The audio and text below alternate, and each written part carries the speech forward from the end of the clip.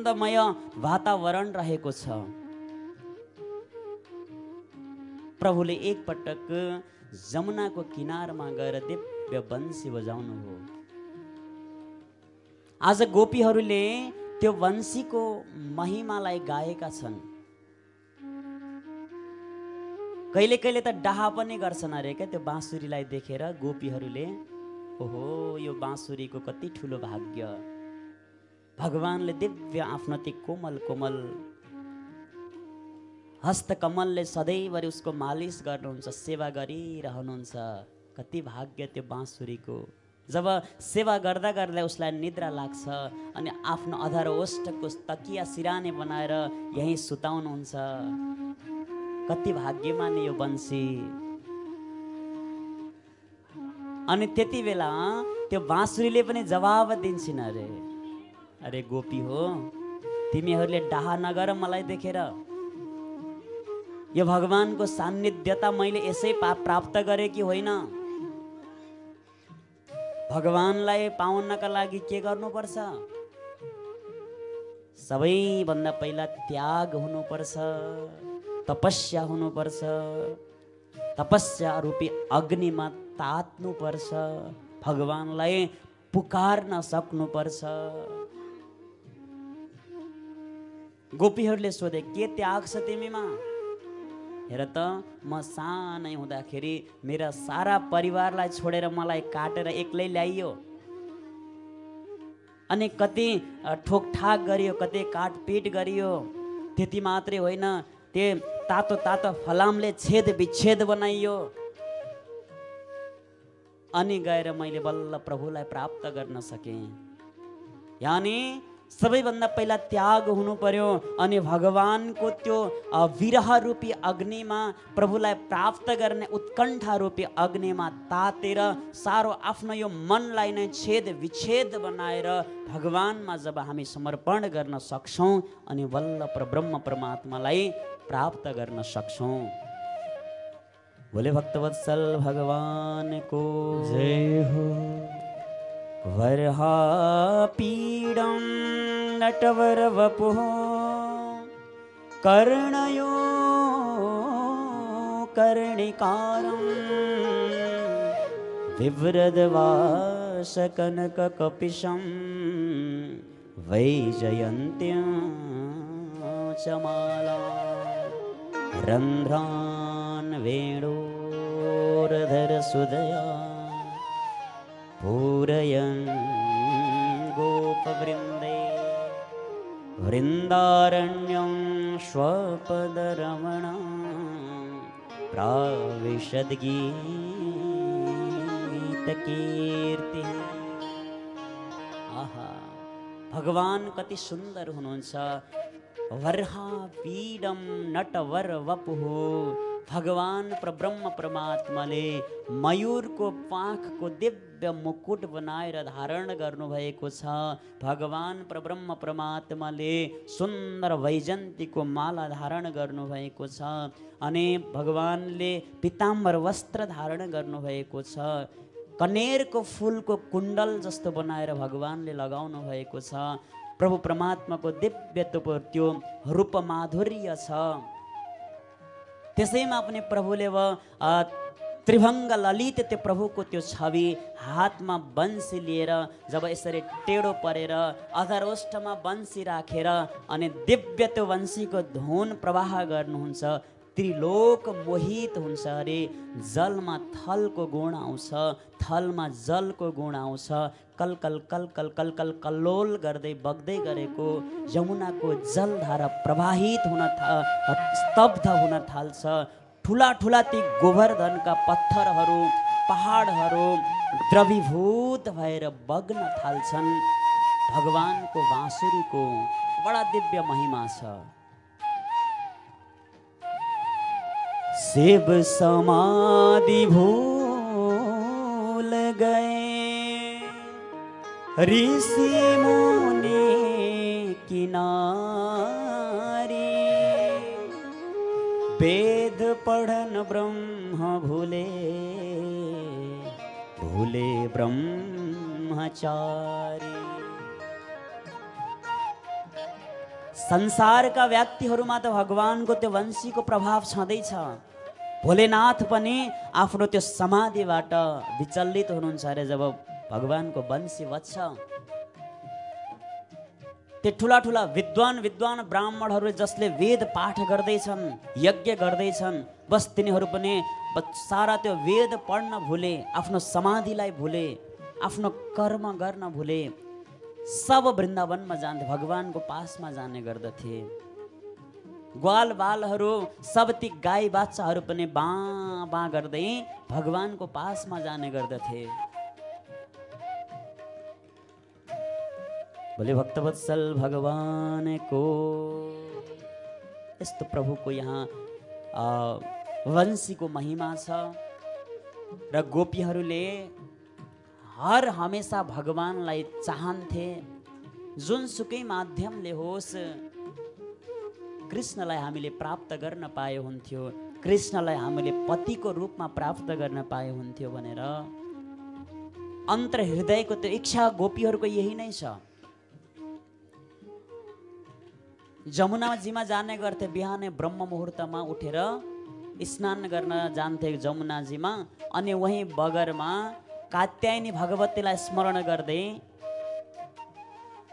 कात्यायनी भगवतीलाई पूजा गर्दै अनि भगवतीसँग वरदान माग्ने गर्दथे। हे कात्यायनी भगवती, हे देवी, हामीले गरेको पूजाको प्रभावले, हामीले गरेको व्रतको प्रभावले हामीलाई भगवान श्रीकृष्ण पतिको रूपमा प्राप्त गर्न सकौँ हामीले भनेर नित्य प्रति पूजा गर्थे, व्रत गर्ने गर्दथे अरे।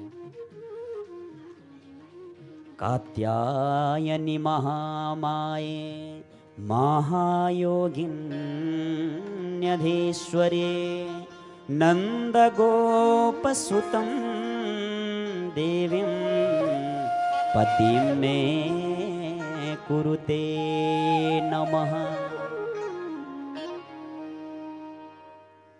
हे कात्यायनी भगवती, नन्दका यशोदाका ती पुत्र श्री कृष्णलाई हामीले पतिको रूपमा वरण गर्न पाऊँ भन्ने गर्थे अरे। अब हजुरहरूका पनि छोरा नातिको विवाह गर्ने बेला भएको छ, छोरीहरूको भने अब यही मन्त्र भनेर व्रत बस्न पठाउनु होला, यही मन्त्र नित्य जपेर भगवतीको व्रत बस्न पठाउनु होला। भगवान कृष्ण जस्तै असल ज्ञानी वीर पराक्रमी पतिदेव पाइन्छ अरे। के भन्ने? कात्यायनी महामाये महायोगिन्यधीश्वरी नन्द गोपसुतं देवी पतिं मे कुरुते नमः भनेर नित्य जप गर्ने। कृष्ण कन्हैया लाल को जय। श्रीमद् भागवतको 10 स्कन्धको 22 अध्यायको 4औं श्लोक हो यो है। हजुरले पछि कहाँ हो भन्ने लाग्यो भने पछि गएर पुस्तक हेरेर सोधेर लेखेर जप्न सक्नुहुन्छ। 10 स्कन्ध 22औं अध्याय 4थो श्लोक। बोले कृष्ण कन्हैया लाल को। यसरी गोपीहरूले व्रत त गर्ने गर्दथे, तर उनीहरूले एउटा गल्ती पनि गर्दै रहेछन् साथमा। के गल्ती गरेका रहेछन् भने बिहान बिहानै अँधेरै नुहाउन जान्थे ब्रह्म मुहुर्तमा। अब एउटा मात्रै वस्त्र धारण गरेर जान्थे। दिनमा 3 पटक नुहाउने, 1 पटक खाने, त्यस्तो व्रत थियो। अब सोचे अहिले अँधेरै छ, कोही देख्नेवाला पनि कोही छैन भनेर सारा वस्त्रहरू खोलेर निर्वस्त्र भएर जमुनाजीमा स्नान गर्न जाँदा रहेछन् बिहान बिहानै। प्रभुले सोच्नुभयो, ओहो मेरा भक्तहरूले भक्तलाई गल्ती गर्न दिनु हुँदैन, कुनै न कुनै माध्यमले उनीहरूलाई सम्झाउनु पर्छ भनेर तुरुन्त भगवान जानुभयो। पछि पछि एक दिन गोपीहरू सारा वस्त्रहरू खोलेर गए जमुनाजीमा स्नान गर्न। भगवान जानुभयो, सारा वस्त्रहरूलाई पोको पारेर जानुभयो, कदमको रुखमाथि गएर बस्नुभयो र मन्द मन्द मुस्कुराउँदै बाँसुरी बजाउन थाल्नुभयो। एकछिनपछि स्नान गरेपछि वस्त्र हेरेको त एउटा वस्त्र पनि छैन। माथिबाट बन्सीको धुन आएको छ, कृष्णले मुस्कुराउँदै हेर्नु भएको छ।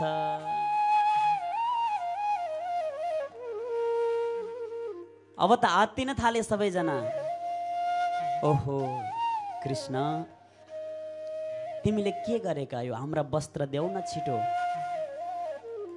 हेर त हामी निर्वस्त्र छौँ। भगवानले भन्नुहुन्छ, अनि तिमीहरूलाई अहिले लाज लाग्छ भने अघि किन यसरी सबै वस्त्र खोलेर गएका त? गोपीहरूले भने अघि त कोही पनि थिएन, आएर आफै लिएर जाओ भन्दै हुनुहुन्थ्यो। अब तिमी छौ, तिमीसँग लाज लाग्यो। अघि त कोही पनि थिएन, अब धेरै उज्यालो पनि हुँदै गयो, अब अरू पनि आउने जाने क्रम चल्छ, अहिले तिमी पनि छौ, त्यही भएर लाज लाग्छ, यहाँ आएर देऊ भन्नुभयो। गोपिनी हो, एउटा कुरा ध्यान दिनु, कोही पनि छैनन् भनेर जलमा गएर कहिल्यै पनि निर्वस्त्र भएर स्नान गर्नु हुँदैन। जलको अपमान हुन्छ। चाहे बाथरुममा होस्, चाहे गङ्गामा होस्, चाहे कुवामा होस्, नुहाउँदाखेरि स्नान गर्दाखेरि शरीरमा एउटा कुनै न कुनै वस्त्र भएको हुनुपर्छ। यदि भएन भने जलको अपमान हुन्छ, फेरि त्यसको परिणाम कुनै नराम्रो पनि आउन सक्छ। र भगवानले ज्ञान दिनुभयो, अन्त्यमा प्रभुले कपडाहरू पनि दिनुभयो। र यो कथाबाट वास्तवमा हामीले बुझ्नुपर्ने कुरा के त भन्दा, सामान्य बाहिर बाहिर हेर्दा त भगवानले बाहिरी कपडाहरू वस्त्रहरू चोर्नुभयो, तर वास्तविक ज्ञान त्यो होइन। वास्तविकता के हो त भन्दा, गोपीहरू भनेका आत्मा, कृष्ण भनेको परमात्मा। अब त्यो आत्मा र परमात्माको बीचमा एउटा माया रूपी पर्दा छ। जबसम्म त्यो पर्दालाई हामीले हटाउन सक्दैनौँ, तबसम्म त्यो आत्मा र परमात्माको मेल हुँदैन। त्यो भगवानसँगलाई साक्षात्कार गर्न सकिँदैन, त्यो सान्निध्यतालाई प्राप्त गर्न सकिँदैन। भगवानले कुनै साडी र ब्लाउजको त्यो वस्त्र चोर्नु भएको होइन, बस त्यो माया रूपी पर्दालाई, मोह रूपी पर्दालाई भगवानले चुराउनु भएको हो। बोले हरिहर भगवानको जय हो, कृष्ण कन्हैया लालको जय हो। आउनुहोस् एउटा छोटो भजनमा सबैले आनन्दले गाउँ, त्यसपछि हामी महाराजको कथामा प्रवेश गर्नेछौँ। मोरली बजो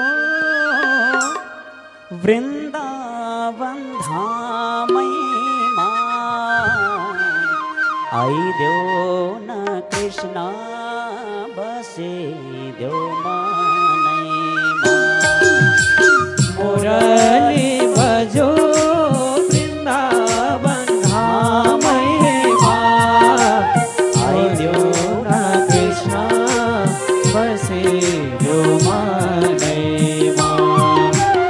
आइदेऊ न कृष्ण बसिदेऊ मनैमा। हरि बोल। सबैले हात माथि गरेर ताली बजाउँदै सबैले गाउनु होला।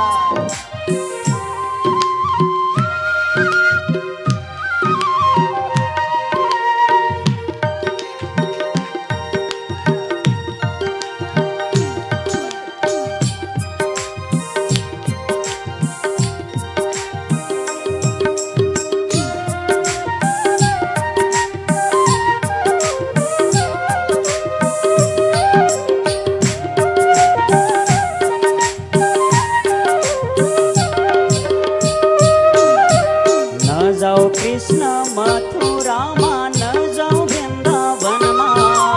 न जाओ कृष्ण मथुरामा, न जाओ वृन्दावनमा। न जाओ कृष्ण मथुरामा, न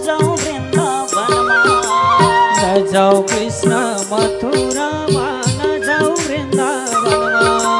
सधैँभरि बसिदेऊ न तिमी हाम्रो मनमा।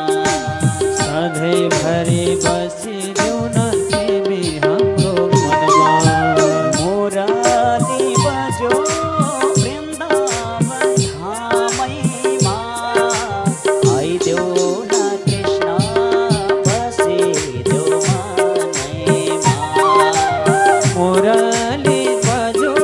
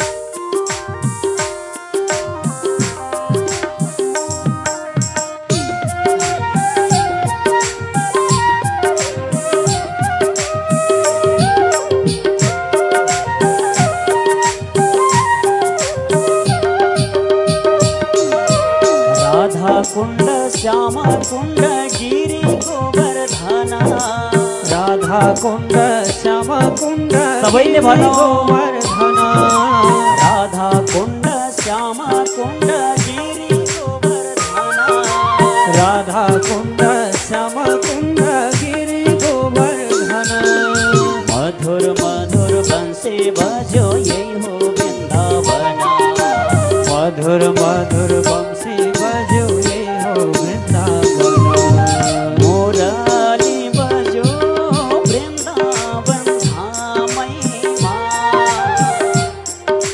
बजो वृंदावन धामैमा आइदेऊ न कृष्ण बसिदेऊ मनैमा आइदेऊ न कृष्ण बसिदेऊ मनैमा आइदेऊ न कृष्ण बसिदेऊ मनैमा आइदेऊ न कृष्ण बसिदेऊ मनैमा बोली भक्तवत्सल भगवान को जय कृष्ण कन्हैया लाल को जय श्याम सुंदर भगवान को जय भगवानका यस्तै दिव्य दिव्य लीलाहरूलाई हामी श्रवण गरिरहेका छौँ। अब हामी प्रवेश गर्दैछौँ भागवतको सबैभन्दा महत्त्वपूर्ण स्थानमा। सबैभन्दा महत्त्वपूर्ण जो भागवतको मुटु प्राण मानिन्छ, भगवानको प्राण मानिन्छ, रास पञ्चाध्यायलाई। महाराजको कथा हुन त धेरै समय छैन, संक्षेपमा भए पनि हामी महाराजको कथालाई श्रवण गर्नेछौँ। रासलीलामा प्रवेश गर्नुभन्दा अगाडि हामी यो बुझ्नु जरुरी छ, जोसँग भगवान गलवैया लगाएर त्यो मध्यरात्रिमा नाच्नुभयो ती गोपीहरू को थिए त? सबैभन्दा पहिला त्यो बुझ्नु जरुरी छ। गोपीहरू भनेका यो संसारका स्त्रीहरू जस्तो सामान्य कुनै स्त्रीहरू होइनन्। वेदमा अथाह मन्त्रहरू छन्, अथाह श्लोकहरू छन्। जम्मा 3वटा काण्ड छन् वेदमा, कर्मकाण्ड, ज्ञानकाण्ड र उपासना काण्ड। कर्मकाण्डका 80,000 मन्त्रहरू, उपासना काण्डका 16,000 मन्त्रहरू र ज्ञानकाण्डका 4,000 मन्त्रहरू। सारा ती वेदका ऋचाहरू यहाँ गोपी बनेर आएका छन्। अनि भगवान जब रामको अवतार लिएर जानुभएको थियो त्रेता युगमा, वनवास जानु हो, वनवासको क्रममा दण्डकारण्य नाम गरेको त्यो जङ्गलमा हजारौं वर्ष तपस्या गरेका ठुला ठुला ऋषिमुनिहरू, साधु सन्तहरू थिए। जब भगवानलाई देखे त ती सारा ती ऋषिहरूलाई लाग्यो भगवानको सेवा हामीले पनि गर्न पाए, भगवानको सान्निध्यता हामीले पनि पाए भने एउटा त्यो अन्तर मनमा त्यो इच्छा प्रकट भएको थियो। भगवानले वचन दिनुभएको थियो त्यति बेला, म अहिले मर्यादामा छु, म अहिले यसरी यताउता भुल्नु मिल्दैन, अवश्य पनि हजुरहरूको यो मनको इच्छालाई कृष्ण अवतारमा पूर्ण गरिदिनेछु। यसरी ती वेदका ऋचाहरू, सन्त साधु सन्तहरू, ऋषिहरू ये सब अहिले भगवानको दर्शनका लागि, सान्निध्यता प्राप्तिका लागि गोपी बनेर यहाँ आएका छन्। बोले हरिहर भगवानको जय, श्याम सुन्दर भगवानको जय, कृष्ण कन्हैया लालको जय। त गोपी बनेर आएका छन्। अब त समय आयो शरद पूर्णिमाको, त्यो रात्रिको। जमुनाको किनारमा जानुभयो प्रभु, अब दिव्य बंसी बजाउनु हो, बाँसुरी बजाउन सुरु गर्नु हो।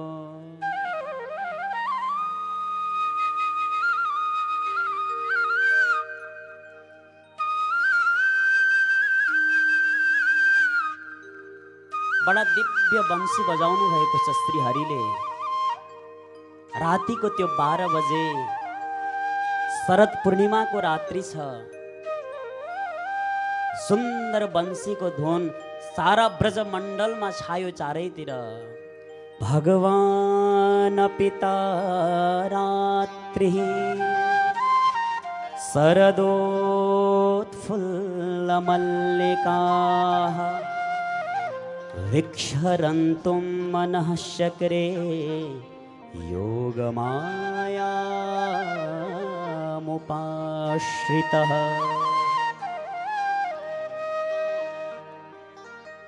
त्यो शरद पूर्णिमाको त्यो रात्रिमा जब भगवानले वंशी बजाउनु भयो, त्यो रातको समयमा सारा गोपीहरू आफ्नो आफ्नो कार्यमा व्यस्त थिए। सारा गोपीहरू आफ्नो आफ्नो कार्यमा व्यस्त थिए। कसैले घरमा भोजन बनाउँदै थिए। भगवानको त्यो वंशीको आवाज पर्यो कानमा। ओहो, मलाई भगवानले बोलाउनु भएको छ, मलाई मेरो श्याम सुन्दरले बोलाउनु भएको छ। तुरुन्त त्यो कार्यलाई रोटी बनाउँदै थिए। तावामा रोटी थियो, एकतिर रोटी राखे, त्यो फर्काउन छोडे, त्यसै बिचैमा छोडिदिए, चुलैमा छोडेर दौडिँदै गए जमुनाको किनारतिर। कोही गोपीहरूले आफ्ना बालकलाई भोजन गराउँदै थिए। बस भोजन गराउँदा गराउँदै बिचैमा छोडेर भाग्न थाले। कसैले भर्खर स्नान गर्दै थिए, स्नान गरेर वस्त्र धारण गर्दै थिए। बस प्रभुको त्यो वंशीको आवाज कानमा पर्यो।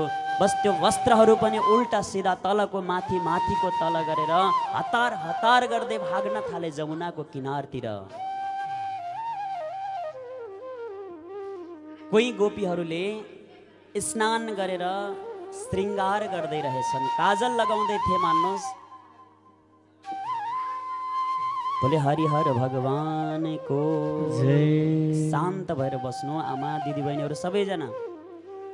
1 घण्टाका लागि तीर्थमा आएका छौँ कथा सुन्न।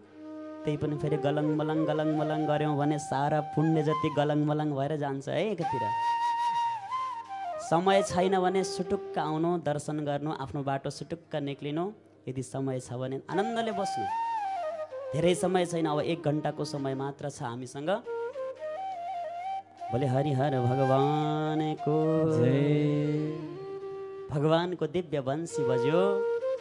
कोही गोपीले भर्खर स्नान गरेर काजल लगाउँदै थिए। वंशीको आवाज कानमा पर्यो। तुरुन्त मनमा लाग्यो, ओहो, मेरो श्याम सुन्दरले, मेरो भगवानले, मेरो श्रीहरिले मलाई बोलाउनु भएको छ। बस त्यो काजलको डिब्बा हातमा लिए यसरी क्रिम मोल्ने जस्तो गरेर हातमा मोलेर पुरा अनुहारमा दलेर जान थाले। एउटा कुरा यो पनि थाहा छ गोपीहरूलाई, मेरो गोविन्दले कुनै बाहिरी सुन्दरता हेर्नुहुन्न। भगवानलाई प्राप्त गर्नका लागि, भगवानसँग भेट्न जाँदाका लागि, भगवानसँग मिल्नका लागि बाहिरी सुन्दरताको कुनै आवश्यकता छैन। प्रभुले बाहिरी आवरण हेर्नुहुन्न, बाहिरी सुन्दरता हेर्नुहुन्न। भगवानले त मन कस्तो छ, कस्तो भावना लिएर आएको छ, त्यो मात्र हेर्ने गर्नुहुन्छ। यो कुरालाई बुझेका थिए गोपिनीहरूले। त सब गोपीहरू कहीँ पूर्वबाट, कोही पश्चिमबाट, कोही कताबाट दौडिँदै आएका छन्। मेरो भगवानले मलाई बोलाउनु भएको छ, मेरो श्रीहरिले मलाई बोलाउनु भएको छ। एकजना गोपीले पतिको सेवा गर्दै रहेछन्। पतिको सेवा गर्दा गर्दै बाँसुरीको आवाज सुनिन्, त्यो धुन सुनिन्। तुरुन्त बिचैमा सेवा छोडेर दौडिन थालेकी थिइन्। पतिले तुरुन्त गएर उनलाई समात्न थाले। अरे अरे, कहाँ जाँदैछौ तिमी यो रात्रिको बेलामा? कुलीन स्त्री भएर यसरी बाहिर जानु राम्रो हुँदैन, मैले जान दिन्न भनेर आफ्नो कक्षमा कोठामा ल्याएर बन्द गरिदिए अरे बाहिरबाट ढोका। गोपीले सोचेन्, ठिक छ पतिदेव, यो शरीरलाई हजुरले विवाह गरेर लिएर आउनु भएको छ, बस यो शरीरमाथि हजुरको अधिकार छ। तर मलाई मेरो परमपति, मेरो परमेश्वर, मेरो भगवानले बोलाउनु भएको छ। यो हुन सक्दैन कि भगवानले हामीलाई बोलाउनुहुन्छ हामी नजाउँ त्यहाँ। म यसरी हजुरले रोकेर म रोकिन सक्दिनँ। बस ठिक छ, यो शरीरमा, यो बाहिरी शरीरमा हजुरले सिन्दुर लगाएर, पोते लगाएर, आफ्नो बनाएर लिएर आउनुभएको छ। यो शरीरमाथि हजुरको अधिकार छ, यो शरीरलाई हजुरले राख्नुहोस्। तर म भगवानसँग नगई छोड्दिनँ भनेर तुरुन्त आफ्नो प्राणलाई त्यहीँ त्यागिदिन्। अरू गोपीहरूभन्दा पनि अझै छिटो भगवानको पासमा गइन्। निशम्य गीतं तदनङ्गवर्धनं ब्रजस्त्रियः कृष्णगृहीतमानसाः आजग्मुरन्योन्यमलक्षितोद्यमाः स यत्र कान्तो सबलोलकुण्डलः। यसरी जब भगवान परब्रह्म परमात्माको वंशी सुने त सारा गोपीहरू दौडिँदै दौडिँदै दौडिँदै दौडिँदै जमुनाको किनारमा आइपुगे। अब जब गोपीहरूलाई भगवानले देख्नुभयो त सबैलाई भन्नुहुन्छ, प्रभुले सबैलाई स्वागत गर्नुहुन्छ। अरे गोपी हो, अरे गोपी हो, आओ आओ आओ आओ भनेर सबलाई स्वागत गर्नुहुन्छ। स्वागतं वो महाभाग प्रियं किं करवाणि वः ब्रजस्यानामयं कश्चित् ब्रूता गमनकारणम्।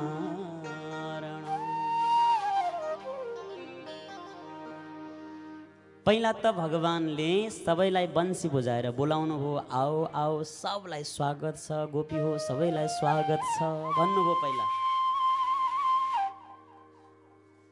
अनि जब गोपीहरू नजिकै आइपुगे त्यसपछि बल्ल सोध्नुहुन्छ, अरे गोपी हो तिमीहरू यो मध्यरात्रिको बेला छ, अँधेरो छ हैन, सब घरमा पतिलाई पुत्रलाई सबैलाई छोडेर यसरी तिमीहरू किन आएका हौ? के छ कारण यहाँ आउने? किन तिमीहरू आयौ भनेर उल्टे प्रश्न गर्नुहुन्छ भगवानले। अब कसैले हामीलाई ए हजुर फलानु दिन यस्तो पूजा छ भनेर निमन्त्रणा दियोस्, हाम्रो घरमा आउनुहोस् है भनेर बोलाओस्। अनि जब हामी त्यो न्यूनता मान्नलाई जब घरमा जान्छौँ अनि उसले भन्छ ए हजुर हजुर किन आउनु भएको हो भन्यो भने कस्तो हुन्छ होला मनमा? त्यस्तै भगवानलाई पनि यहाँ सबै गोपीहरूले सबैभन्दा पहिला बोलाए। अब प्रभुले जब गोपीहरू जब नजदिकमा पुगे त अब भगवानले भन्नुहुन्छ, गोपी हो किन आएका? यस्तो मध्यरात्रिको समय छ, तिमीहरू स्त्रीहरू मात्रै छौ, यस्तो अनकन्टर घनघोर जङ्गल छ, यस्तो ठाउँमा यसरी हिँड्नु हुँदैन, आउनु हुँदैन।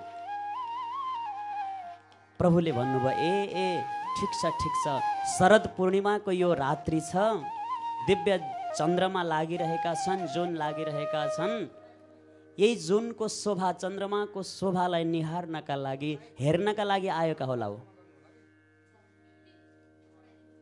गोपीहरूले टाउको तल गर्छन्, घोप्टो मुन्टो गरेर केही बोल्दैनन्, मोक भए। होइन, हामी चन्द्रमाको यो शोभा हेर्न आएका होइनौँ, यो त हाम्रो घरबाटै पनि देखिन्छ, नत्र किन आएका त? ए ठिक छ, मैले बुझेँ कुरा। घरमा पतिसँग झगडा भयो होला अनि त्यही भएर खटफट पर्यो होला, आफ्नो चित्त बुझाउनका लागि जमुनाको किनारमा आएका होला हो।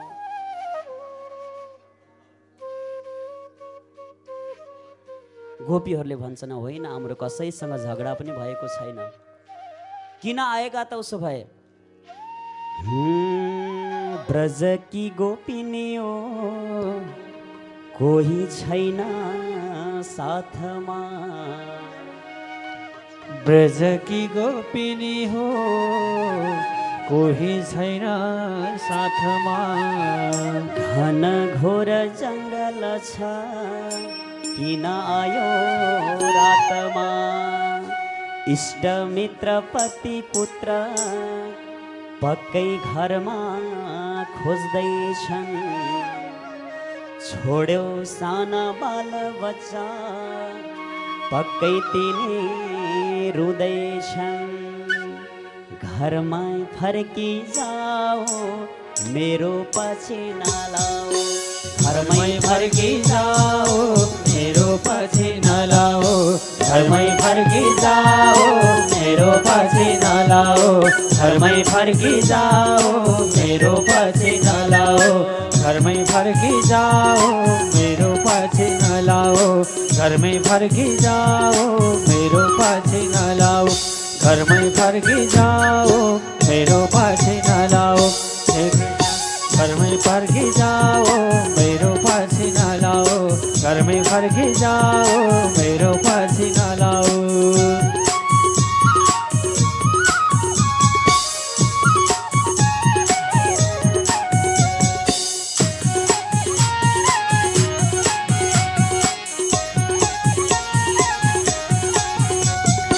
घरमै फर्की जाओ मेरो पछि नलाओ। घरमै फर्की जाओ मेरो पछि नलाओ।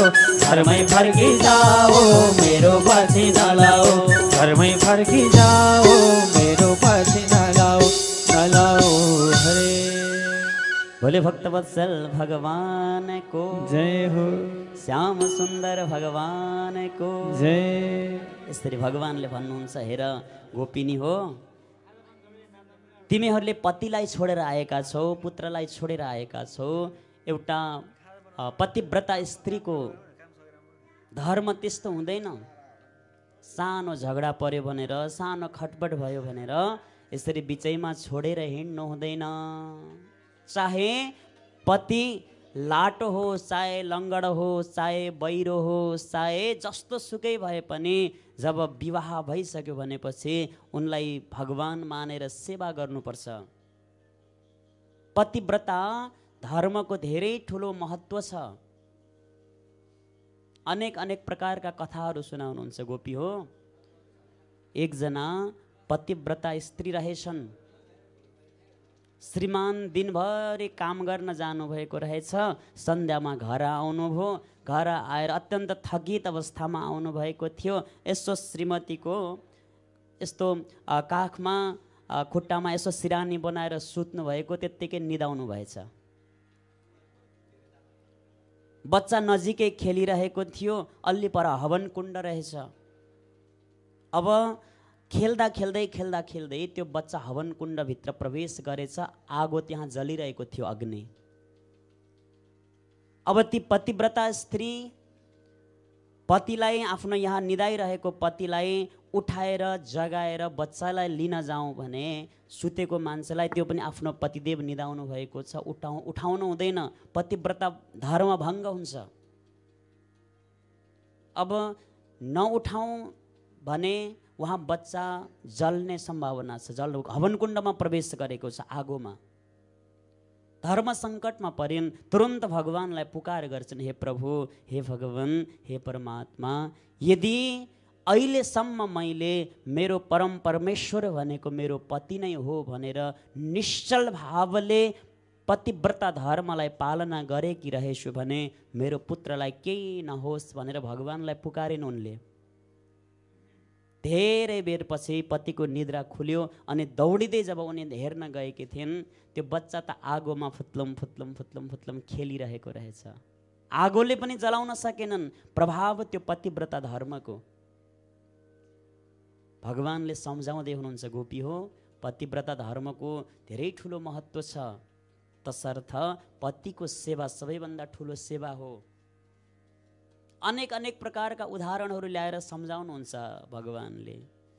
गोपीहरूले पनि भन्छन्, प्रभु भयो, अब पुग्यो, हजुरले सम्झाएर सक्नुभयो। हजुरले भनेका जस्ता दुई चारवटा कथा हामी पनि जानेका छौँ, एउटा हामी पनि भनौँ भन्छन् गोपीहरूले। कृष्णले भन्नुभयो, ठिकै छ, भन, के भन्ने इच्छा छ। हे भगवान, एकजना पतिव्रता स्त्री रहेछन्, उनले नित्य प्रति आफ्नो पतिदेवको सेवा गर्थिन्, चरणलाई धोएर त्यो जलपान गर्ने गर्थिन्, पूजा गर्थिन्, आरती गर्ने गर्थिन्। एक दिनको कुरा हो, कार्य विशेषले कहीँ टाढा विदेश जानुपर्ने भएछ। धेरै समयको लागि 8-10 महिनाका लागि कहीँ विदेश जानुपर्ने भएछ। अनि ती पत्नीले भनेन्, हे पतिदेव, मैले त हजुरको चरण धोएर जलपान नगरिकन भोजन पनि गर्दिनँ, हजुरको आरती नगरिकन पूजा नगरिकन मैले केही कार्य अरू केही कर्मै गर्दिनँ, मेरो भोजन पनि मैले गर्ने गरेकी छैन। अब हजुर मलाई छोडेर जानुहुन्छ भने मैले के गर्ने? अब पतिले भने, देवी चिन्ता नगर, जबसम्म म आउँदिनँ तबसम्म मैले तिमीलाई मेरो फोटो दिएर जान्छु, बस मेरै स्वरूप मानेर फोटोको पूजा गर्नु, त्यही फोटोलाई स्नान गराउनु, त्यसैको जलपान गर्नु, त्यो फोटोलाई अगाडि राखेर आरती गर्नु, भोग लगाउनु भनेर एउटा फोटो दिएर गए उनी श्रीमान विदेश गए। जब विदेश गए, नित्य प्रति पत्नीले त्यसरी नै फोटोको सेवा गर्न थालिन्, पूजा गर्न थालिन्, आरती गर्न थालिन्, त्यही फोटोलाई धोएर जल खान थालिन्। नित्य प्रति यस्तै दिन प्रतिदिन हुँदै गयो। त्यो 8-10 महिना बित्यो, पतिदेव फर्केर आउने बेला भएछ। भित्र पत्नीले ढोका बन्द गरेर भित्र बसेर पतिको त्यही फोटोको सेवा गर्दै थिइन्। आरती गर्ने बेला भएको थियो, बाहिरबाट टक टक टक टक आवाज आयो, देवी ढोका खोल, म तिम्रो श्रीमान आएको छु भनेर। प्रभु, अब हजुरले यहाँनिर भन्नुहोस्, ती पतिव्रता धर्म स्त्रीको कर्तव्य के हुन्छ? त्यो आरती गर्दै गरेको आरतीलाई बिचैमा छोडेर गएर आफ्नो असली पतिलाई ढोका खोलेर लिएर आउने कि गर्दै गरेको आरतीलाई पूर्ण गर्ने? भगवानले भन्नुभयो, अरे देवी हो, यसमा पनि के नै भन्ने कुरा छ र? जब असली पति आउनुभयो आफ्नो भने त्यो फोटोको पूजा गरेर को बस्छ? जाने तुरुन्तै आफ्नो पतिलाई ढोका खोलेर भित्र लिएर आउने, स्वागत गर्ने, सम्मान गर्ने। हो प्रभु, हाम्रो प्रश्नको उत्तर मिल्यो, निर्णय हजुरले नै दिनुभयो। अब यानी यो सारा संसारका पतिहरू भनेका त 2 दिनका हुन्। बस माटोको यो पुतला हो, माटोमै गएर मिल्ने हो। असल परम पति भनेको त हजुर नै हुनुहुन्छ। त्यही भएर गोपीहरूले यहाँ भन्छन्, हे तीनै लोकका अधिपति कृष्ण तिमी हैनौ र। भगवानले भन्नुभएको थियो नि त, तिमीहरू एक्लै किन आएका, किन पतिलाई घरमा छोडेका, किन बालबच्चाहरूलाई घरमा छोडेका भन्नुभएको थियो श्रीहरिले। आज त्यो जवाब दिँदै भन्छन् गोपीहरूले, तीनै लोकका अधिपति कृष्ण तिमी हैनौ र, एक्लै हामी कहाँ हो र, तिमी साथमा छैनौ र। इष्ट मित्र पति पुत्र 2 दिनको मेला हो, संसार भुलाउने यो त एउटा खेल हो। तीनै लोकका पति पायौँ हामी साह्रै रमायौँ, तीनै लोकका पति पायौँ हामी साह्रै रमायौँ, तीनै लोकका पति पायौँ हामी साह्रै रमायौँ, तीनै लोकका पति पायौँ हामी साह्रै रमायौँ, तीनै लोकका पति पायौँ हामी साह्रै रमायौँ, तीनै लोकका पति पायौँ हामी साह्रै रमायौँ, तीनै लोकका पति पायौँ हामी साह्रै रमायौँ, तीनै लोकका पति पायौँ हामी साह्रै रमायौँ। हे भगवान, तीनै लोकका पति पायौँ हामी साह्रै रमायौँ, तीनै लोकका पति पायौँ हामी साह्रै रमायौँ।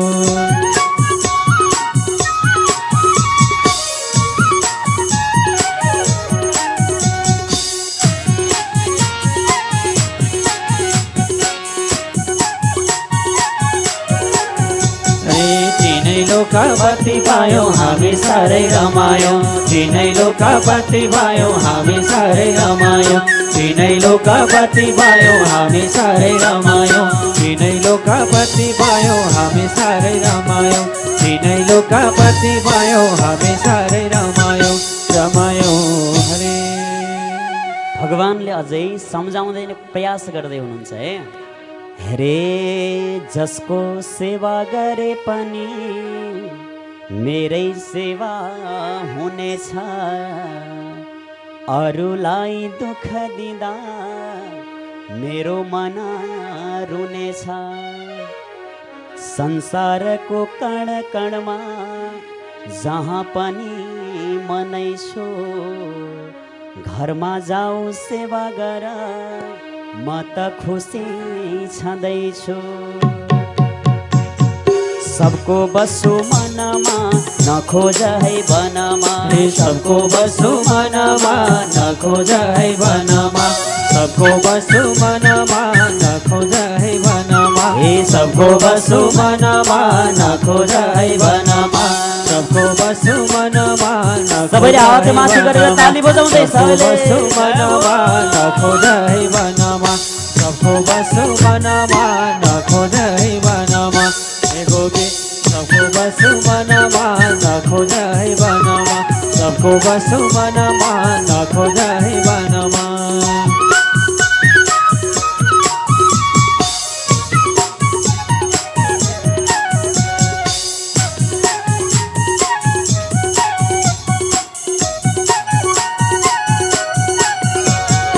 सबको बसु मनमा नखोज है वनमा सबको बसु मनमा नखोज है वनमा सबको बसु मनमा नखोज है वनमा सबको बसु मनमा नखोज है वनमा वनमा हरे हरे। फेरि गोपीहरूले फेरि भन्छन् यहाँ वाद विवाद भइरहेको छ क्या संवाद चलिरहेको छ सबको मनमा बसो जाऊ घरमै गएर जाऊ सेवा गर पतिको सेवा गर दुखीको सेवा गर अनाथको सेवा गर असहायहरूको सेवा गर म त त्यसै खुसी हुन्छु भन्नुहुन्छ प्रभुले। गोपिनीहरूले भन्छन् घटवासी कृष्ण तिमी मनको कुरा जान्दछौ सधैँभरि किन हामीलाई पर पर ठान्दछौ आदि पुरुष भगवान तिम्रो सेवा गरेर तिम्रो सेवा गर्दा गर्दै गए सबै तरेर हामीलाई शरण ल्याउन सेवा गर्न देउन हामीलाई शरण ल्याउन सेवा गर्न देउन हामीलाई शरण ल्याउन सेवा गर्न देउन हामीलाई शरण ल्याउन सेवा गर्न देउन हामीलाई शरण ल्याउन सेवा गर्न देउन हामीलाई शरण ल्याउन सेवा गर्न देउन हामीलाई शरण ल्याउन सेवा गर्न देउन हे भगवान हामीलाई शरण ल्याउन सेवा गर्न देउन हामीलाई शरण ल्याउन सेवा गर्न देउन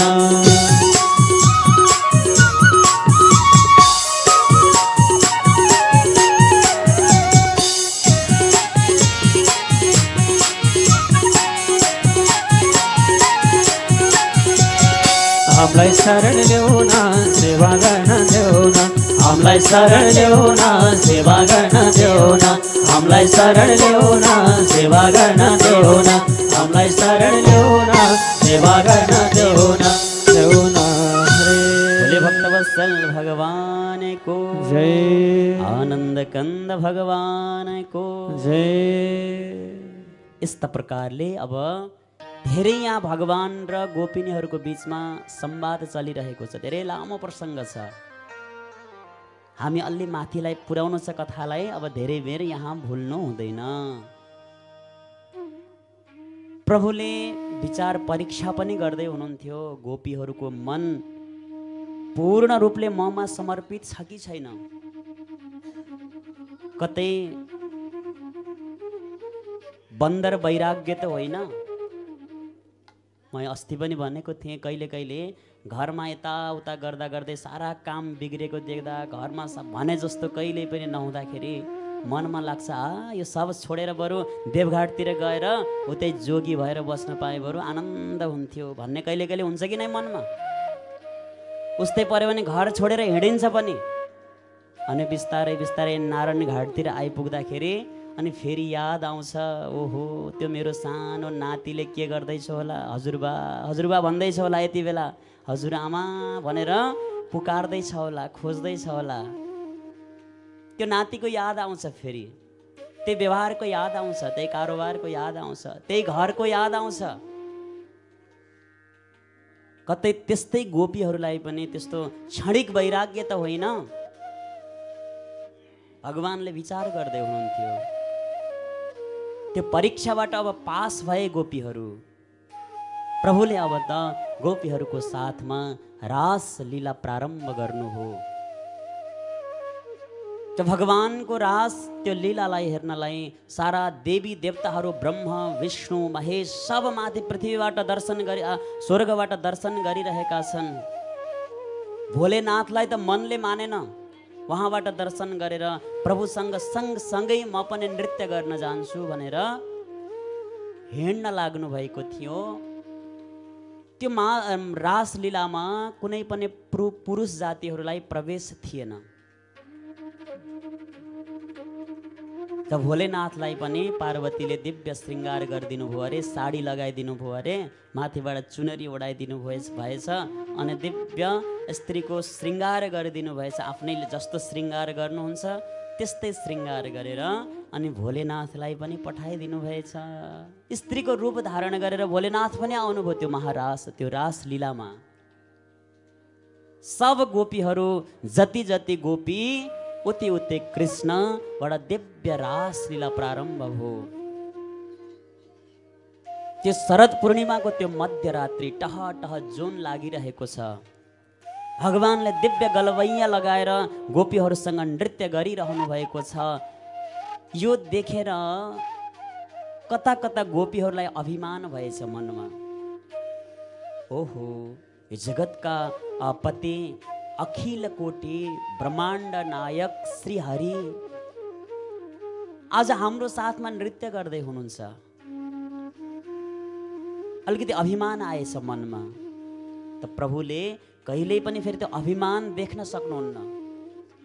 यिनीहरूको मनमा अभिमान आयो, अब केही न केही मैले उनीहरूलाई ज्ञान दिनुपर्छ, सचेत गराउनुपर्छ। अब नाच्दा नाच्दै नाच्दा नाच्दै बिचैबाट भगवान अन्तर्ध्यान भइदिनु भयो, हराइदिनु भयो बिचैबाट। कहाँ जानुभयो, कहाँ नाच्दै थिए एउटैले भन्न थाले, अरे ए ए ए विशाखा खोइ कृष्ण कहाँ जानुभयो। अर्कोले मालती खोइ म पनि देख्दिनँ कहाँ जानुभयो। खोज्न थाले यताउता चारैतिर, खोइ कृष्ण त हुनुहुन्न। अब चारैतिर डुल्न थाले, हेर्न थाले, भौतारिन थाले। मध्यरात्रिको समय छ, घर छोडेर आएका छन्। जङ्गलको स्थान छ, घनघोर जङ्गल छ।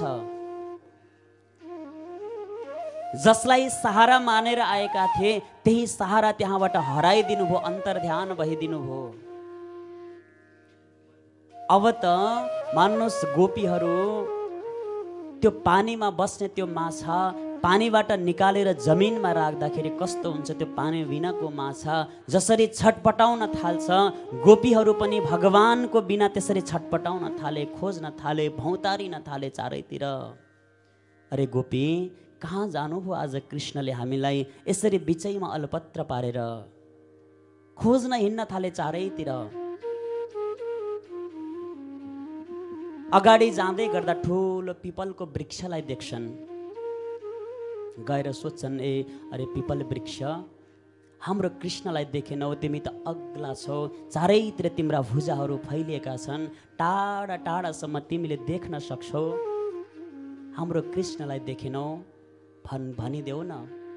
बड वृक्ष रहेछ अगाडि, बड वृक्षलाई सोध्छन्। बड वृक्ष के बोल्नु र, केही बोलेन। अनि मनै मन सोध्छन् फेरि, आखिर यी पनि त पुरुष जातिका हुन्, यिनीहरूलाई के थाहा महिलाको मनको त्यो व्यथा। बोल्दैनन्, यिनीहरूलाई त्यो बुझ्न सक्दैनन् त्यो व्यथालाई। जाउँ अगाडि। अगाडि गए जाँदाखेरि तुलसीको वृक्ष रहेछन्, पौधा।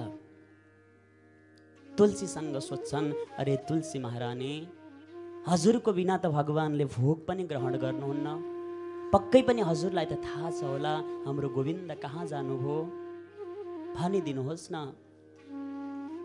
मान्नुहोस् यत्तिकैमा हावाको झोका आयो, त तुलसीको वृक्ष हल्लियो।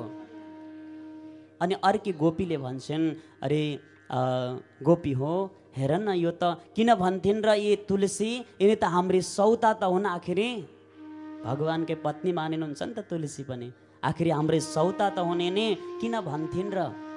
मन्टो हल्ला टाउको हल्लाएकी छन्, मैले देखेकी छैन भनेर झुट बोलेकी होले यो। यस्तै गर्दै गर्दै धेरै टाढासम्म घनघोर जङ्गलमा पुगे। जाँदै गर्दाखेरि भगवानले राधा रानीलाई साथमा लिएर जानुभएको थियो। पहिला अभिमान गोपीहरूलाई आयो भनेर राधा रानीलाई साथमा लिएर जानुभएको थियो। जब अगाडि पुग्नुभयो, राधा रानीलाई पनि मान्नुहोस् मान भएछ, अभिमान आएछ कतै। राधा रानीलाई पनि बिचमै छोडेर प्रभु त्यहाँबाट पनि अन्तर्ध्यान हुनुभएको थियो। गोपीहरू जाँदा जाँदै राधा रानीलाई भेटे। अब त सबैजना एकत्रित भए र पुकार गर्न थाले भगवानलाई, परब्रह्म परमात्मालाई। गोपी हो, यसरी हामी घनघोर जङ्गलमा कहाँ कहाँसम्म जाने खोज्दै खोज्दै, जति हामी जान्छौँ भगवान त्यति टाढा पुग्नुहुन्छ, हामीसँग लुक्नुहुन्छ। यो घनघोर यो जङ्गलमा कति ठुला ठुला काँडाहरू छन्, हामीसँग लुक्ने भन्दै जब प्रभु भाग्नुहुन्छ, मानौ हामीलाई त केही भएको छैन, भगवानको त्यो कोमल चरणमा यी काँडाहरूले कति दुःख दिएका होलान्, कति कष्ट भएको छ होला प्रभुलाई। हामीले हाम्रो वक्षस्थलमा जब राख्दाखेरि पनि प्रभुलाई गाह्रो भयो कि बिजायो कि भनेर हामीले कति दुःख मान्थ्यौँ। यो घनघोर जङ्गलको त्यो काँडाहरूले भगवानलाई कति कष्ट भएको छ होला। अब यसरी हामी पछि लागेर हुँदैन, जुन वस्तु जहाँबाट हराएको हुन्छ त्यहीँ गएर खोज्नुपर्छ। भगवान जमुनाको किनारबाट हराउनु भएको हो, अन्तर्ध्यान हुनुभएको हो। अब जब हामी सबैजना मिलेर त्यहीँ गएर भगवानलाई पुकारौँ। अब त सब गए, बरबर बरबर नेत्रबाट आँसु बगेको छ, रुँदै रुँदै भगवानलाई पुकारछन् उनीहरूले। एउटा गीत गाएर पुकारछन् जसलाई गोपी गीत भनिन्छ। यो गोपी गीत जसले नित्य प्रति रातिको 12 बजे भगवानलाई पूर्ण रूपले प्रभुमा समर्पित भएर गाउने गर्दछन् भने 6 महिनामा भगवानले दर्शन दिनुहुन्छ र यो गोपी गीत जसले गाउने गर्दछ। त्यति शक्ति हुन्छ यो गोपी गीतमा। गोपीहरूले विरहले गाएको गीत। आउनुहोस् 1-2 लाइन हामी पनि गाउँ सबैजनाले। जयति तेऽधिकं जन्मना व्रज श्रयत इन्दिरा शाश्वतत्रही जयति तेऽधिकं जन्मना व्रज शयत इन्दिरा शाश्वतत्रही दयितदृश्यता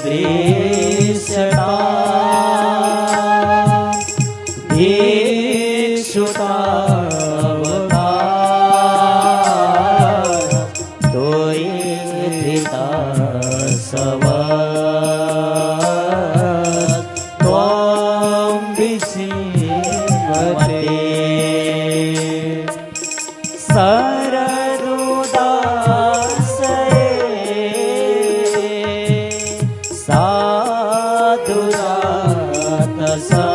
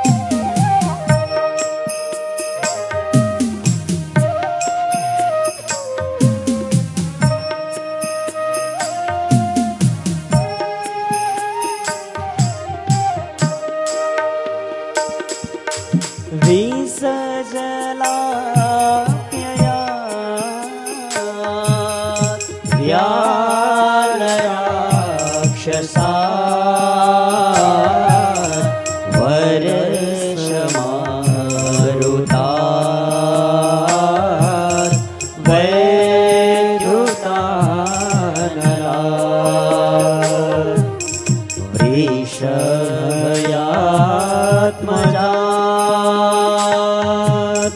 विश्वतो भया वृषभते वयं रक्षिता